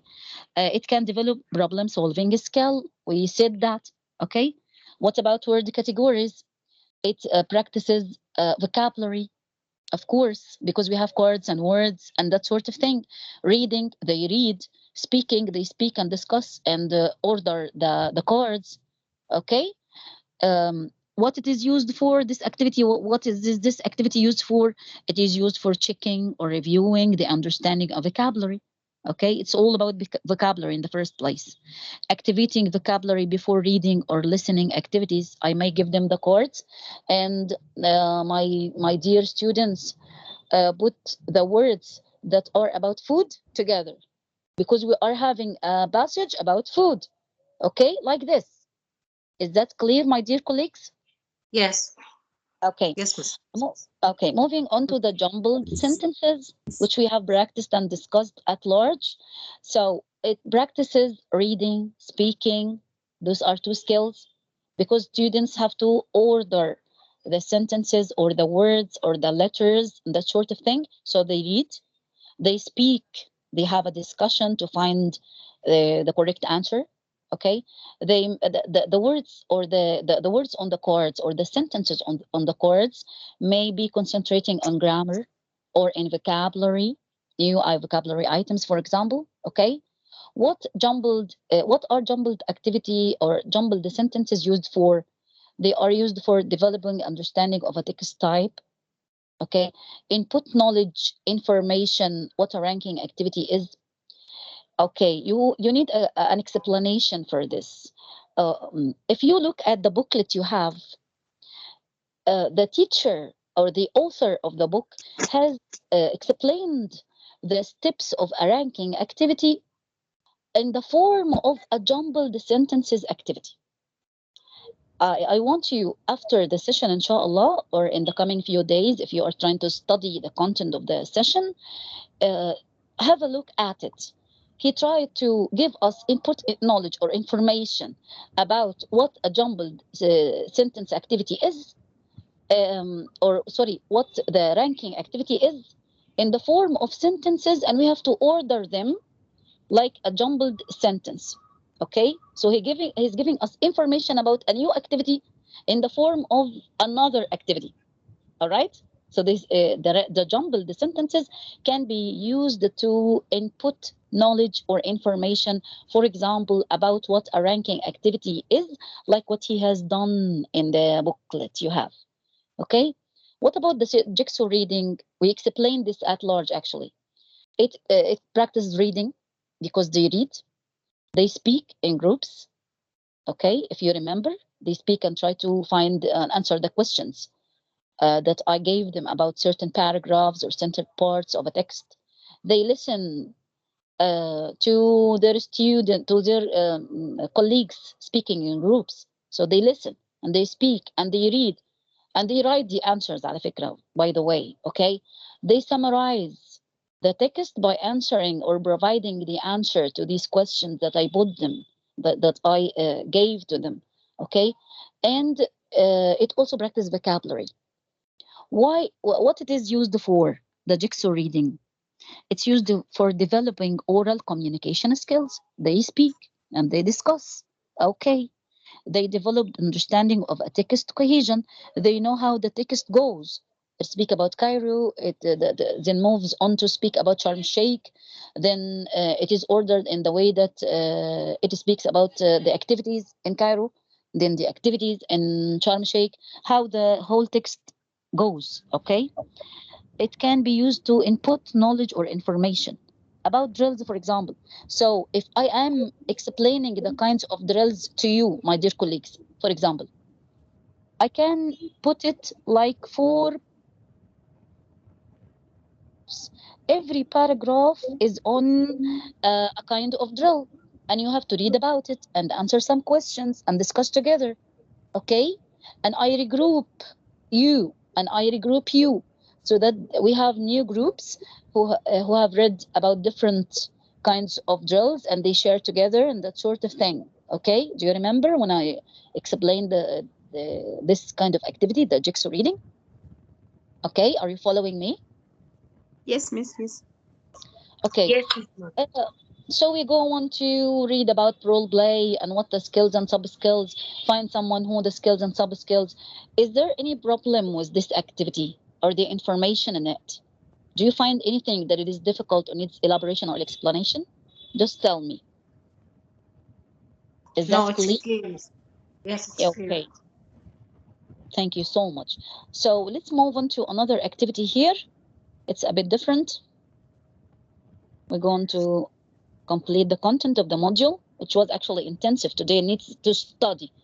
It needs you to study very well, because I have studied very well myself in order to come here and try to explain all this language area to you. Okay, all this content, and still we have lots of content still. Okay, so moving on, we have adapting activities or flexible activities.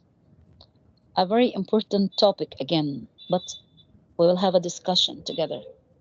So can you see the slide, guys? Assure Yes. me. Yes. Yes. Okay, thank Allah. Yes. Yes. Okay, thank Allah. Okay, what are the flexible activities? I need you to tell me what are the flexible activities. What's the meaning that comes to your mind when you hear this phrase, flexible activities? Think a little bit. Uh, uh, are Yes, Miss those Marwa. activities that we can use with all students at different levels? Okay. Yeah. Hi, Yes, baby, how are miss. you doing? I Yeah, think thank that you. flexible activities I, that we can Who's- use with a lot of levels, different ages, different stages, different lessons, different Yeah, outcomes of learning. very good. The same answer. Thank you very much. I agree with you. This is the same answer like Miss Wada just said. Okay. I think it, I think Uh, it's different activities we use that deal with the different sub skills in the same time, and the main skills. Okay, very good. I agree with you. This is one thing. Okay, one more thing. Very good. Does anyone have anything to add about flexible activities?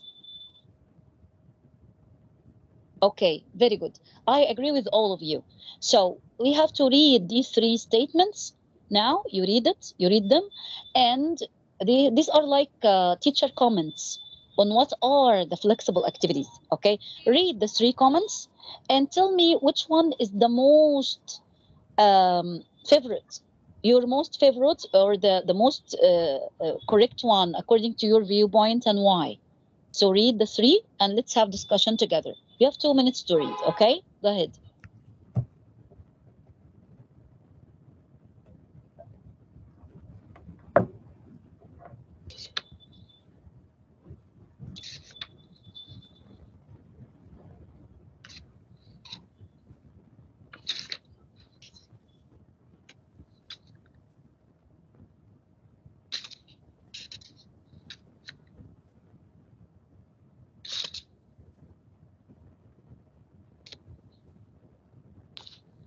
When you decide which one you agree with most, just tell me about the color. Is it the one in the green color, the one in the pink color, the one in the orange color? Like this, because this is easier to express your preferences.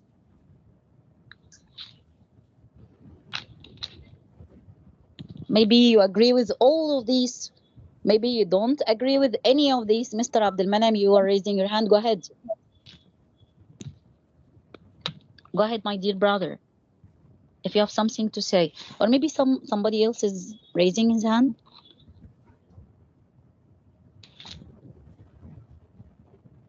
Think before you Okay, speak. Miss, I agree with all these colors.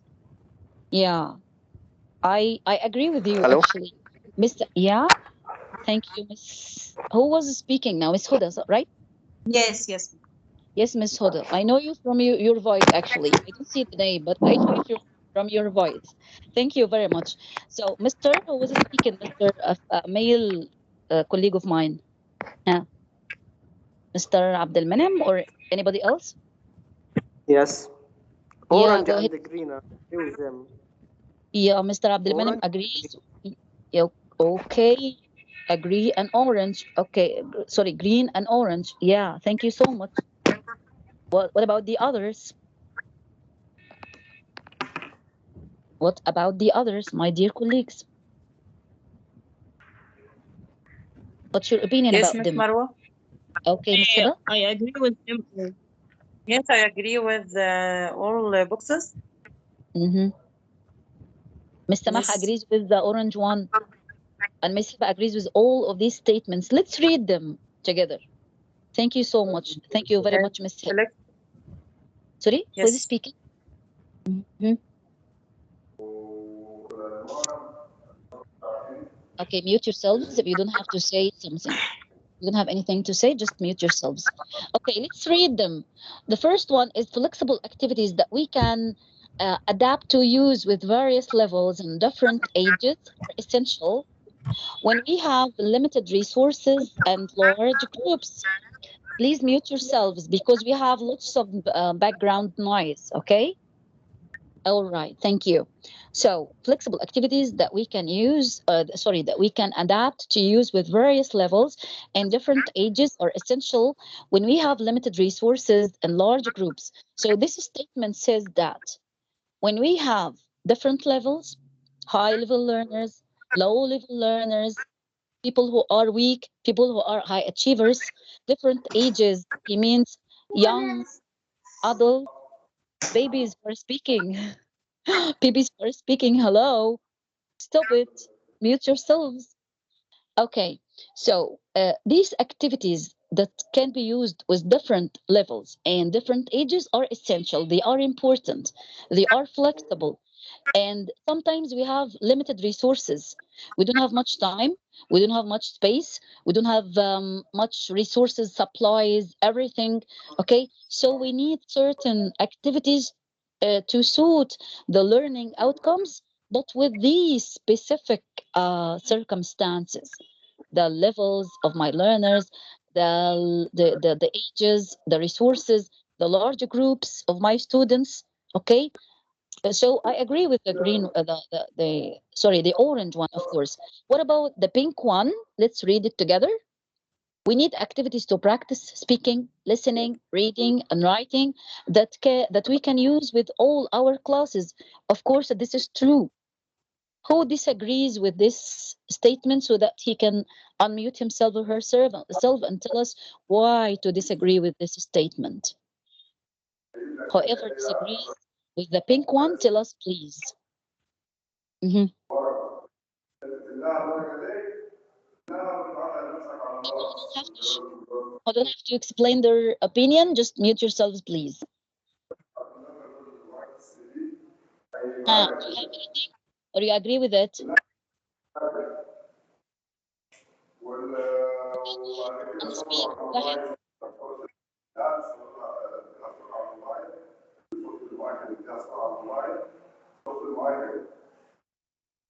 I don't hear anything. I just hear somebody who is speaking to others. Please mute yourselves. People who want to speak. Yeah, bad connection. All right, I'll mute you myself. Okay. Mr. Abdul Majid, Mr. Abdul Manaim is raising his hand. Okay. Mr. Abdul Manaim, go ahead if you have something to add. I'll share it again, don't worry.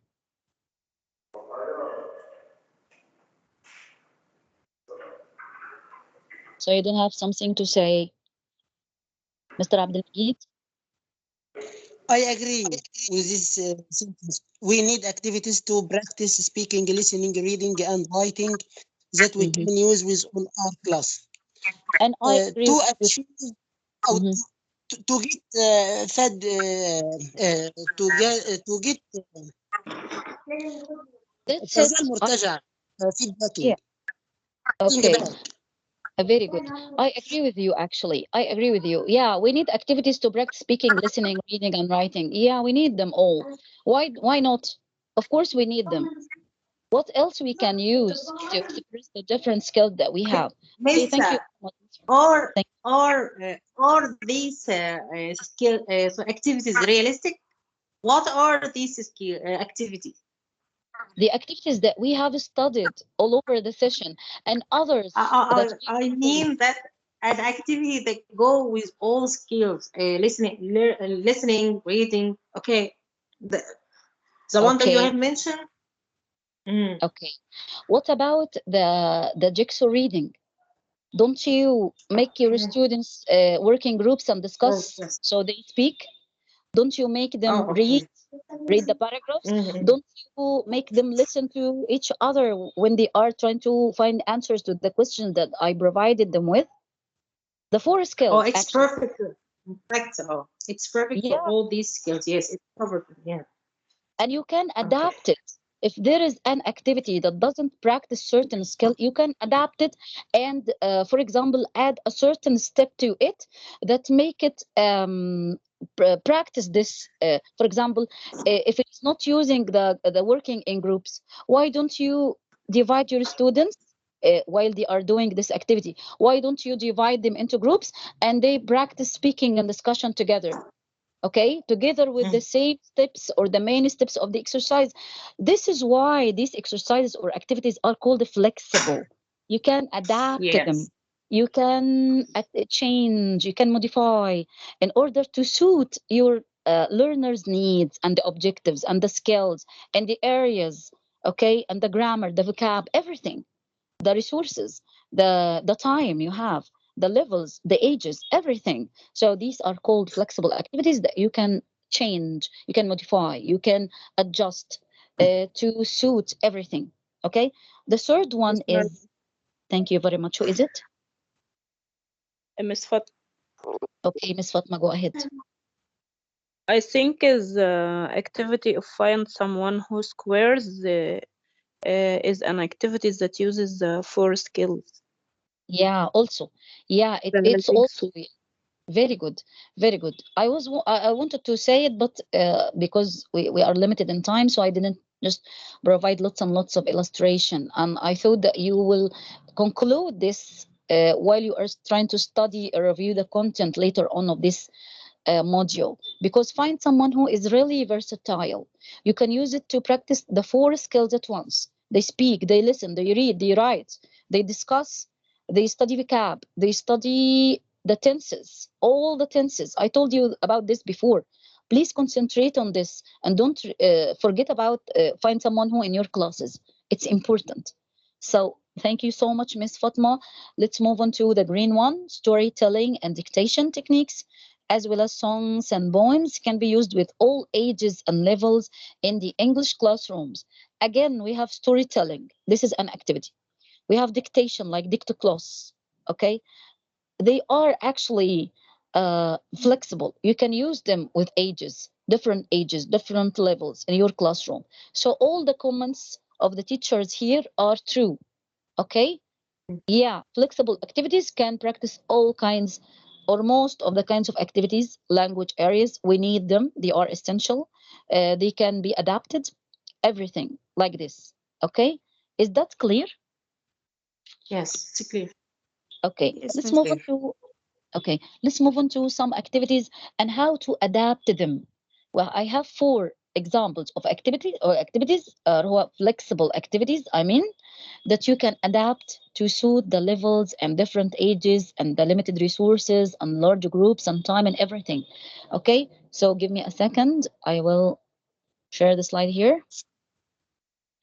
How to adapt the activities or the flexible activities that we have here. We have 4 ones.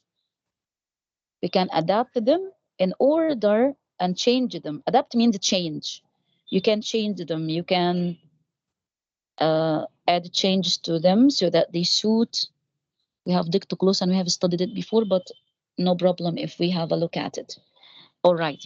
So here is again the dictogloss, okay, that we have just explained it. We have explained it at large.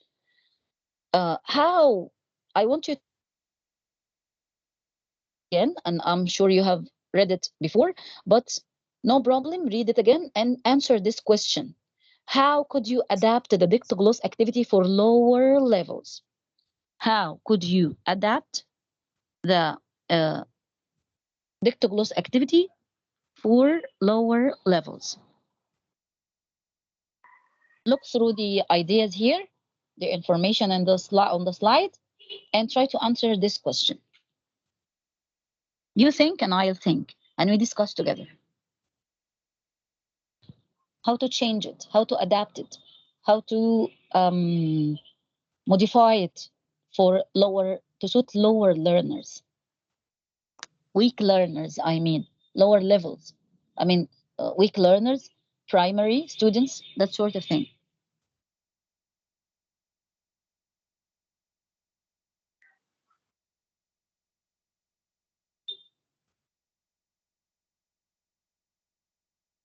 Remember that dictation is that dictogloss is a dictation.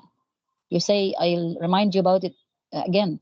You say a couple of statements or a very short paragraph. They have to listen to it first and just listen. They don't write anything. You say it again. You read it aloud again, and they take notes or write some words. Okay. They work in groups later on to reconstruct the text. Of course, this is high level for students. Why? What about lower level? The primary. Miss. Miss Samah, go ahead. Yes, I can dictate to the lower students a very simple sentence on the board. This is listening. You have to say it. Dictate them. I can dictate them. He listen me. The student will listen me. I repeat the sentence and he write it on the board. A very simple sentence. What's the difference if he writes it down using a paper in his notebook while he is sitting or while he is on the board? Does it make any difference for it? Yeah, for him, it makes a difference. Correct. It's a simple, okay, a simple content, a simple statement, a very simple. Okay, what else can we do? Any other guesses or ideas? Thank you, Ms. Samah. Thank you very much. What if you give them a copy of the text, okay, with the chunks missing, yeah, 2 words missing or a phrase missing, and they just focus on those bits, like the listening activity that they have in the primer stages, okay? In the general education, they have listening, right? They have to listen to the teacher and write the missing or fill in the missing blanks. They have to just write 1 or 2 words. So this is easy for them rather than reconstructing the whole text. So that's it. That's the idea.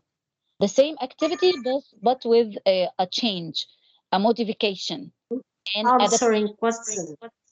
Sorry? Answering short questions. Yeah. Instead of reconstructing the text or giving the words in their own, they can answer short questions.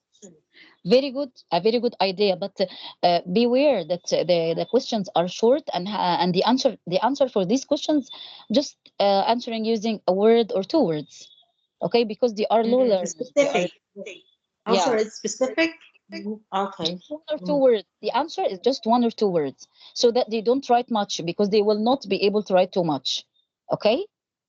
They are lower Because level. they can't construct sentences. Yeah, that's it. That's it. Thank you very much.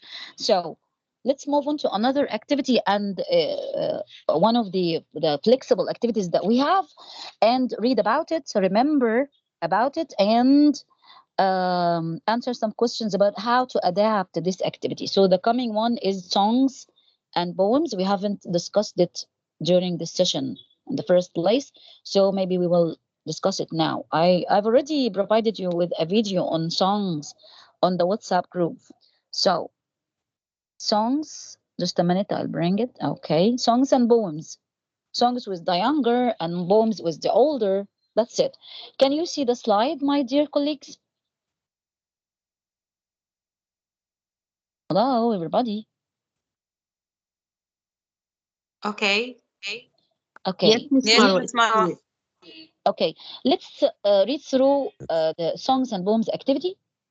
Let's know about it. Read about the tips, the advice, the basis of advice of how to use it, and answer this question: how could you use songs with younger learners? How could you use songs with younger learners? So we have to read about songs and poems in our classes first. Songs or poems are usually very memorable and good fun. Of course, you know about it. Okay, they can be used with older learners as well as the children. Of course, we all know about it. Okay, what are the steps? The teacher can ask the learners to listen for specific words of maybe new vocab, okay, or grammatical structures, maybe new grammar, new grammatical structures, new tense for today, etc. Then the learners can learn a song or a poem that have this content, okay, that have the content that I'm teaching for today. They complete the gaps, maybe, or discuss the theme, the topic of the song together, and maybe write a story in their own words about the content, maybe. This is another idea. So some pieces of advice of using songs and poems in our classes is that you should find out what songs your learners like, but you have to check that the words are suitable. Don't go and bring us an emotional song and oh my beloved, I miss you, my beloved. This is not educational. You have to be aware to be well aware of the content of the song, or maybe they have in the syllabus certain poem. I guess that secondary stage students, they have in the syllabus some poems, Poem. okay, Yeah. educational content, like the wind does like this and the river does like this and the sun does like this and that sort of thing. I guess you all know because you are teachers. Okay, somebody has raised in his hand, who raised his hand, who have raised his hand or her hand. Go Mr. ahead. Abdul Majid, Yeah, Mr. Abdul Majid. Okay, go ahead. what can I do Mm-hmm. if I can't make songs or poems?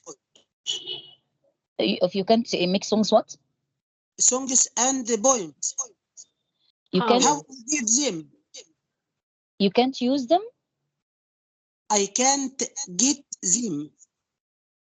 You can get the content itself. Okay, if you surf the internet actually is full of these issues and content. Lots and lots of educational songs about colors, like green, red, and I have provided you with a video on the WhatsApp group. The teacher, the native speaker, and this a teacher, a native speaker who is a teacher, he was trying to apply this in his classroom with young learners. He was having a song about colors, rainbow, rainbow, like this. Okay, and when he is playing this audio or this even video to the students, and they listen to it, and later on they act it out, and they sing along, they sing with the song, I mean. So even whenever he finds a certain difficult word, he stops and clarifies it, and models it and teaches it to the students. He clarifies the meaning of the word and again plays it again and again. So it's fun. They learn by songs, by repeating the songs and singing along together and acting and making movements like this. This is very enjoyable and fun, and this is memorable because they sing and they love songs. It's interesting. So how could you use songs with younger learners? We need the adaptation. How to adapt songs with my younger learners. Okay, I think that younger learners learn best through songs, and I know some children who are perfect in English through repeating Yeah, songs. yeah, that's it. Actually, And yeah. Hmm. yes, Okay, very. some centers, in fact, learn language through songs, especially with little kids. Yeah, that's it. Most of them actually, they do this because there are lots and lots of educational songs on the internet and everywhere actually. They are everywhere. Don't worry, you will find them. So, younger learners enjoy singing along to songs. Singing along to songs means that they love to sing with the song while it is played. Okay, they want to sing the song, they want to learn about it. So while they are trying to sing the song, so they learn the items in it, the vocab, the structure, maybe the items in it. Okay, and they love to do actions. This is the adaptation. Get them to act the song, get them to act it out. Okay, so they sing along together. I mean, they sing together with the song and they learn the new items and they do action, they act them out. This is very interesting and this is the adaptation. Songs inside my class. Okay, there are many songs. Actually, there are many songs on the internet. They are educational and they are suitable for the content that you are actually teaching. If you are teaching colors, just type in the search engine a song about colors or color song. You will find the song which is called Rainbow. I remember Rainbow. This is the one I put. This is the one in the video that I brought you on the WhatsApp group. Okay, please. I have to assure you that you have to watch the videos again and again, many times, because they are very beneficial. They have the application of these activities inside your classes. Okay, let's move on to another flexible activity and how we can adapt it to suit different levels, different students, ages. All right. Mr. Abdelmanam, you are raising your hand. Do you want to add something or are you just raising it? You haven't lowered your hand. If you have something to say, just go ahead. I'm here. I'm listening to you. So we have, okay. Miss. Yes. Okay. Yeah. Yes. Hello. Yes, Mr. Abdelmanam. Okay, I hear you. Hello. Hello. Yeah. Hello. Hello, Mister. Yeah, just I wanted to share before, but it's okay. Just I wanted to say that the songs are attracting the attention of the pupils and the students. Very much, actually. It's very interesting. I agree with you. So using it is very attractive. They integrate learners. People who are not interested can share and sing.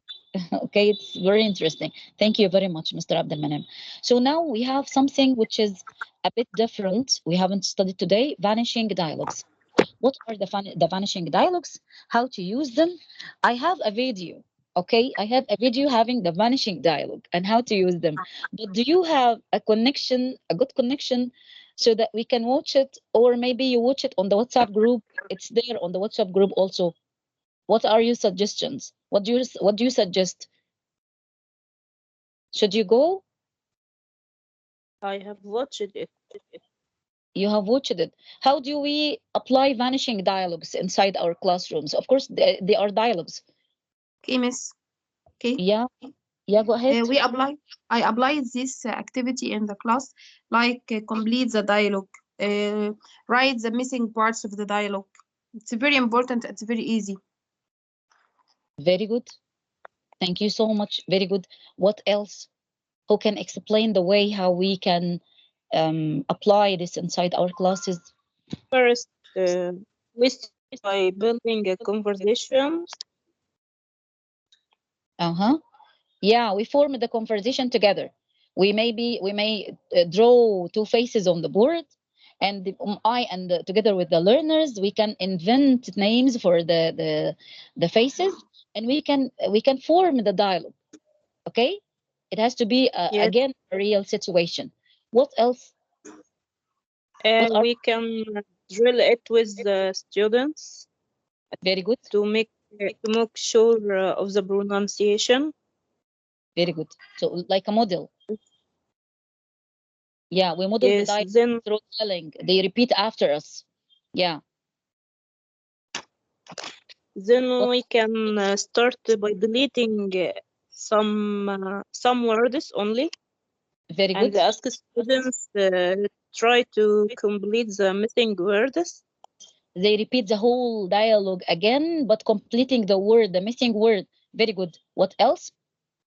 Yes, Miss. We can then we delete some more words Yeah, and of course. phrases and ask students again to read the dialogue and try to complete the missing phrases or words. Excellent. They just, when I remove the phrases, they just drill it. They repeat the whole dialogue with the phrases, but they just, when they are drilling, when they are providing the dialogue through speaking, they just fill in the phrases that I have removed. Okay? They drill it. They say it as a whole. Okay? Very good. What Okay. else? Yes. They We can at last we can remove the whole dialogue and only keep the first letter of each dialogue of each excellent. sentence and ask Excellent. students to repeat the whole dialogue. Very good. That's it. That's it. That's the vanishing dialogue. So it's a dialogue which vanishes, and they repeat and they repeat. I remove the words. They repeat it. They remember it, and they complete it while they are drilling it. They are repeating after. They are not repeating after me. They say it. Okay. So first we form the dialogue, the conversation. I write it on the board. Okay, we they repeat after me. They read it together. They may dramatize it. By the way, they may act the role play because this is again a role play. Okay, so I remove some words and they say the whole conversation through their memory. They remember. Okay, I remove more and more words, phrases, and they say it as a whole again. I remove the whole conversation and they say it as a whole again from their memory again. Okay? Later on, they may write it.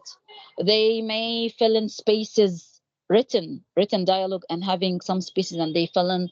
They may act this role play because this is also a dialogue and this is role play. Okay, lots and lots of ideas. So try to answer these two questions. How could you make the vanishing dialogue activity livelier and more interesting for young learners? When you have young learners, how could you do this? And how could you extend the vanishing dialogue activity? I have answered this. The extension is to ask them to write and that sort of thing. How could we adapt this flexible activity to suit my young learners? How? In what way? What to do? Okay, This, Miss. I yeah, go can ahead. make Yes. I can act a very short dialogue between two characters. The dialogue between the father and the son. Very good. That's it. They can act them out. They just the learners could create their own similar dialogues. They may create their own. Sorry, no. This is how to extend the dialogue, but how to use it for young learners. I said it Yes. during the module. Okay, Miss. Yes, Yeah, yeah. Go Marwa. ahead. We can Okay. together. We can use tele voices, just you said before. Excellent. I said it before. Yeah, excellent. Silly voices. It's a kind of drill. And whenever you do a drill in any activity that has drill, you can use silly voices because they are young and they get interested in it. Okay, it's enjoyable for them. Thank you very much. Let's what about extending the vanishing dialogue? You can ask them to act it out or even write similar dialogues. Okay, please, my dear colleagues, just mute yourselves because there are lots of background noise. Mute yourself. Thank you very much. Okay, let's move on to another activity here, which is mind maps. Mind maps. What are mind maps? I'll show you. What are mind mapping? It's similar to brainstorming. I show you the shape of how to form mind mapping. All right, mind map. How to create a mind map? Look at the slide. It's like this. It's like this. The title in the middle, okay? The thing that we are the topic we are going to speak about, and then there are branches, there are classifications, okay? And there are sub branches, subcategories related to the content. And so mind maps and spider diagrams are organized in a way that shows groupings or relationships between the words. They can be used to review or organize vocabulary and are often used as a tool in planning stage for writing exercises, as learners can structure ideas and discuss how they are related. So, for example, if I am telling you to speak about practice activities, so you will write in the middle, like the picture on the slide, okay? Practice activities. So category A, the activities that practice speaking. Category B, the activities that practice listening. Please, my dear colleagues, mute yourselves. Mute yourselves, Mr. I don't know. Who is it? Mr. Okay. Category B, you write about this, the activities that practice reading. Category C, you read about you write sorry about the activities that practice listening, etc. These are branches. And again, we have from each branch or from each category, we have subcategories. So the activities that practice listening, some of them are done, for example, using drills. Some of them, مثلا, for example, use cards. Some of them use drawing and colors and that sort of thing. So you just go from the main idea to categories, to subcategories and other branches, and you have like groups, relationships, classifications. Okay, we can do this activity before writing about something. We will write about certain topic, so I have to like brainstorming. It's like brainstorming, but in this way, it's formed in like the same way, spider diagram or a mind map. It's like a map or a diagram, spider. Okay, is this kind of activity clear? I guess you know about it. You Yes, already. miss. Yes, Yes. miss. Okay, I'll ask you again, where in which stage do you use it? Before what? I've just said it. Before before which activity? Before which task? Writing. Writing a Very, paragraph. very good. That's it. Very good. Thank you very much. It's like brainstorming, but it's better used before the writing tasks. Excellent. So let's move on to another uh, task here because time is very limited and we're running out of time. I know that you have commitments, you have things to do. Okay, we're about to finish. Don't worry. So now I want you to have an assignment. You have an assignment now. You have a post session task that I will be expecting from you in the coming few days, inshallah. You have to think about your learners' needs in terms of language skills. I mean, think about the needs of your learners, the language areas they need, the skills that they need. Okay, think of the need or some needs of your learners. And number two, rewrite the needs as learning outcomes. This need that you have thought of, okay, write it as a learning outcome. All right. Number three, choose an activity type which will help your learners achieve the outcomes that you have just written. Okay, which activity I will use to achieve this outcome, to meet the requirement and the needs of my learners. You will write about the activity. Number four, make some notes on how you would use the activity with your learners. So your post session task, inshallah, is going to be write about your learners' needs. This is number one. Number two, you write the need as a learning outcome, okay, in the form of learning outcome. Then you write the activity type that you have chosen to meet the learning outcome. Yeah. Okay. Then you give me some details about the activity, type that will meet the learner's needs or the learning objectives. And I will show you one that is made. Just a minute. I will show you one that is, it's like a mini plan. It's not a complete plan, just a mini plan, because it's not very big compared with the lesson plan. Here is one. You have a look at it. Look at the slide on the screen. So here I will clarify how to plan for practice. So the teacher here wrote about the learner's needs. He says that, or he writes that his learners are reluctant to speak. They don't want to speak. So he needs motivational activities that will get them speaking. Okay, this is the need. Okay, what is the outcome? The learning outcomes. The learners will be more confident and fluent speakers, as they will have had multiple opportunities to speak and practice their English. This is the outcome. Okay, what is the type that he will use? He chose the role play, and he writes here that role play is a good choice, but on a topic which interests them and which is related to the real world. It's important that role play has to do with the real world, to be more lively, okay, and to be more integrating to my students, okay. Activity details. He will explain the details of the activity. A good situation would be a parent and a child. The parent complaining about spending too much time on the computer. And he goes on to create the rule cards. We're giving you the examples. So this is the mini plan that I want you to do like okay. This is the one I want you to prepare an example like this and post it on the WhatsApp group. I expect this from you in the coming few days. All right. Is the task clear? Is the assignment clear? Yes, Miss Mar. Okay. Yes. Inshallah, it's easy, and you have an example or a model in front of your eyes.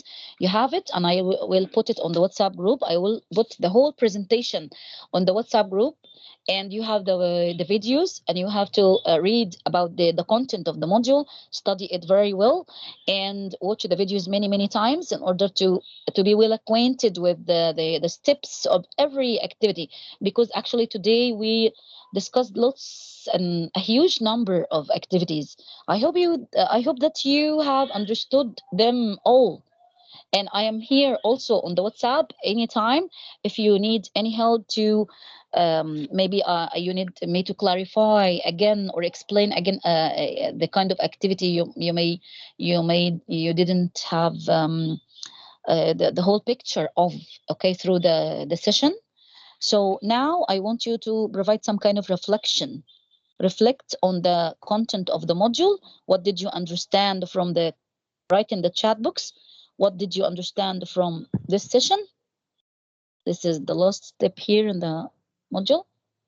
Okay, so this is reflection. What's reflection? Reflection is that you give me idea, or let me know about what you learned from this module. What activities did you learn? Anything that you have learned today, write in the chat box. Okay, this is the last step here in the module. This is again end of our. Write in the chat box. Tell me about something that you have learned from the module, from this session. You may tell me about also the things that you didn't understand. If you have questions, provide me in the chat box. Okay, write them in the chat box. And I want you to reread the learning outcomes of this module and tell me if the learning outcomes have been met. Okay? Did we achieve the learning outcomes of the module? Are they met? Did you understand every point that I clarified? Do you have any questions? I want you to write all these ideas or all these items in the chat box, please, now. I'm waiting for you. Don't worry, this is the end of the session, so no more explanation. The techniques and activities. Okay, I'll go to the chat box to read. Okay, the techniques and activities that are used in the classroom. Okay, Mr. Abdelmanem, thank you very much. I hope you understood them all and found them very enjoyable and fun. Just tell me about one thing you understood.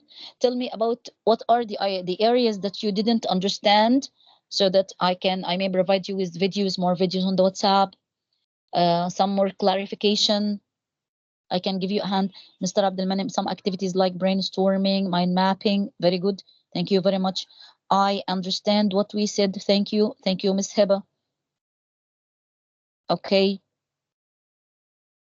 Miss Amira and Mr. Mah are typing something. Okay. If you have any questions for today, just type them in the chat box. If you have any questions, I'm ready to answer any questions. I'm ready to answer any questions of you. And again, dictogloss, I will try. Okay, Miss Amira, I will try it too. Okay, because it seems enjoyable. It is very enjoyable. Mr. Abdelmanem, it is well done. You achieved the module outcomes. Thank you very much. I hope so. With the help and support of Allah and with you were actually awesome today. The different activities and how to use them. Thank you very much, Mr. Mah. Thank you very much. I hope so. And I have to tell you that the module needs more study. It needs that you study and watch videos, okay? And make the assignment. Don't forget. We use most of them in our classroom, but we didn't know the names of them before this session. Thank you for gorgeous way. Thank you, Miss Sama. I guess this is Miss Ines, right? Thank you very much. Mr. Yahya, may Allah bless you. May Allah bless you all. May Allah bless you all, my dear colleagues, my dear brothers and sisters. If you have any question, just type in the chat box. I'm ready to answer any question. By the way, the coming session, inshallah, which is discussing the first module, it will mostly be on the week next, the week after the next. Okay, it will be on the week in the week after the next week. All right. Thanks a lot. You are welcome, Mr. Abdelmanan. Miss Hiba, I will try to make these strategies in the classroom. I hope so. Allah be with you. Okay, I will try myself also. Okay, thank you very much for your great effort with us. Thank you very much, Mr. Meh. That's really generous of you and thoughtful of you. You are my dear colleagues, my dear brothers and sisters. I'm just a fellow teacher, a fellow colleague of yours.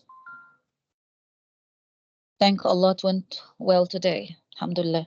There was actually a bad connection, but Allah helped us a lot. Alhamdulillah. Thank you all. Thank you, Mr. Ayman. Okay, so this is, let me share something here. This is, of course, the end of my session. This is the end of our session today. Best of luck. You rock, Mr. Ayman, wallah, you rock. By Allah, I swear by Allah, you rock. Thank you very much. You all rock. Thank you very much. So for more information, have a look at the websites and reading section in your booklets. There is something which is, when will it, the next session be? Okay, it will be the week after the next week. Okay, yani it's not the next week, but the week after it. Okay, and I will tell you about it, inshallah, on the WhatsApp group. Don't worry. Okay, so this is the end of the session. Have a nice time. I'm sorry, I know today that it has been a very long session, but and the coming sessions will be like this. You have to know this. 3 hours also, again 3 hours. Okay, so take care and Allah bless you all. Thank you very much for your participation, active participation today. You helped me a lot, and I hope you have fun and you found it helpful and benefitful and enjoyable at the same time. Thank you very much and take care. I will just stop the recording. Okay, thank you very much. Take care. I'll stop the recording.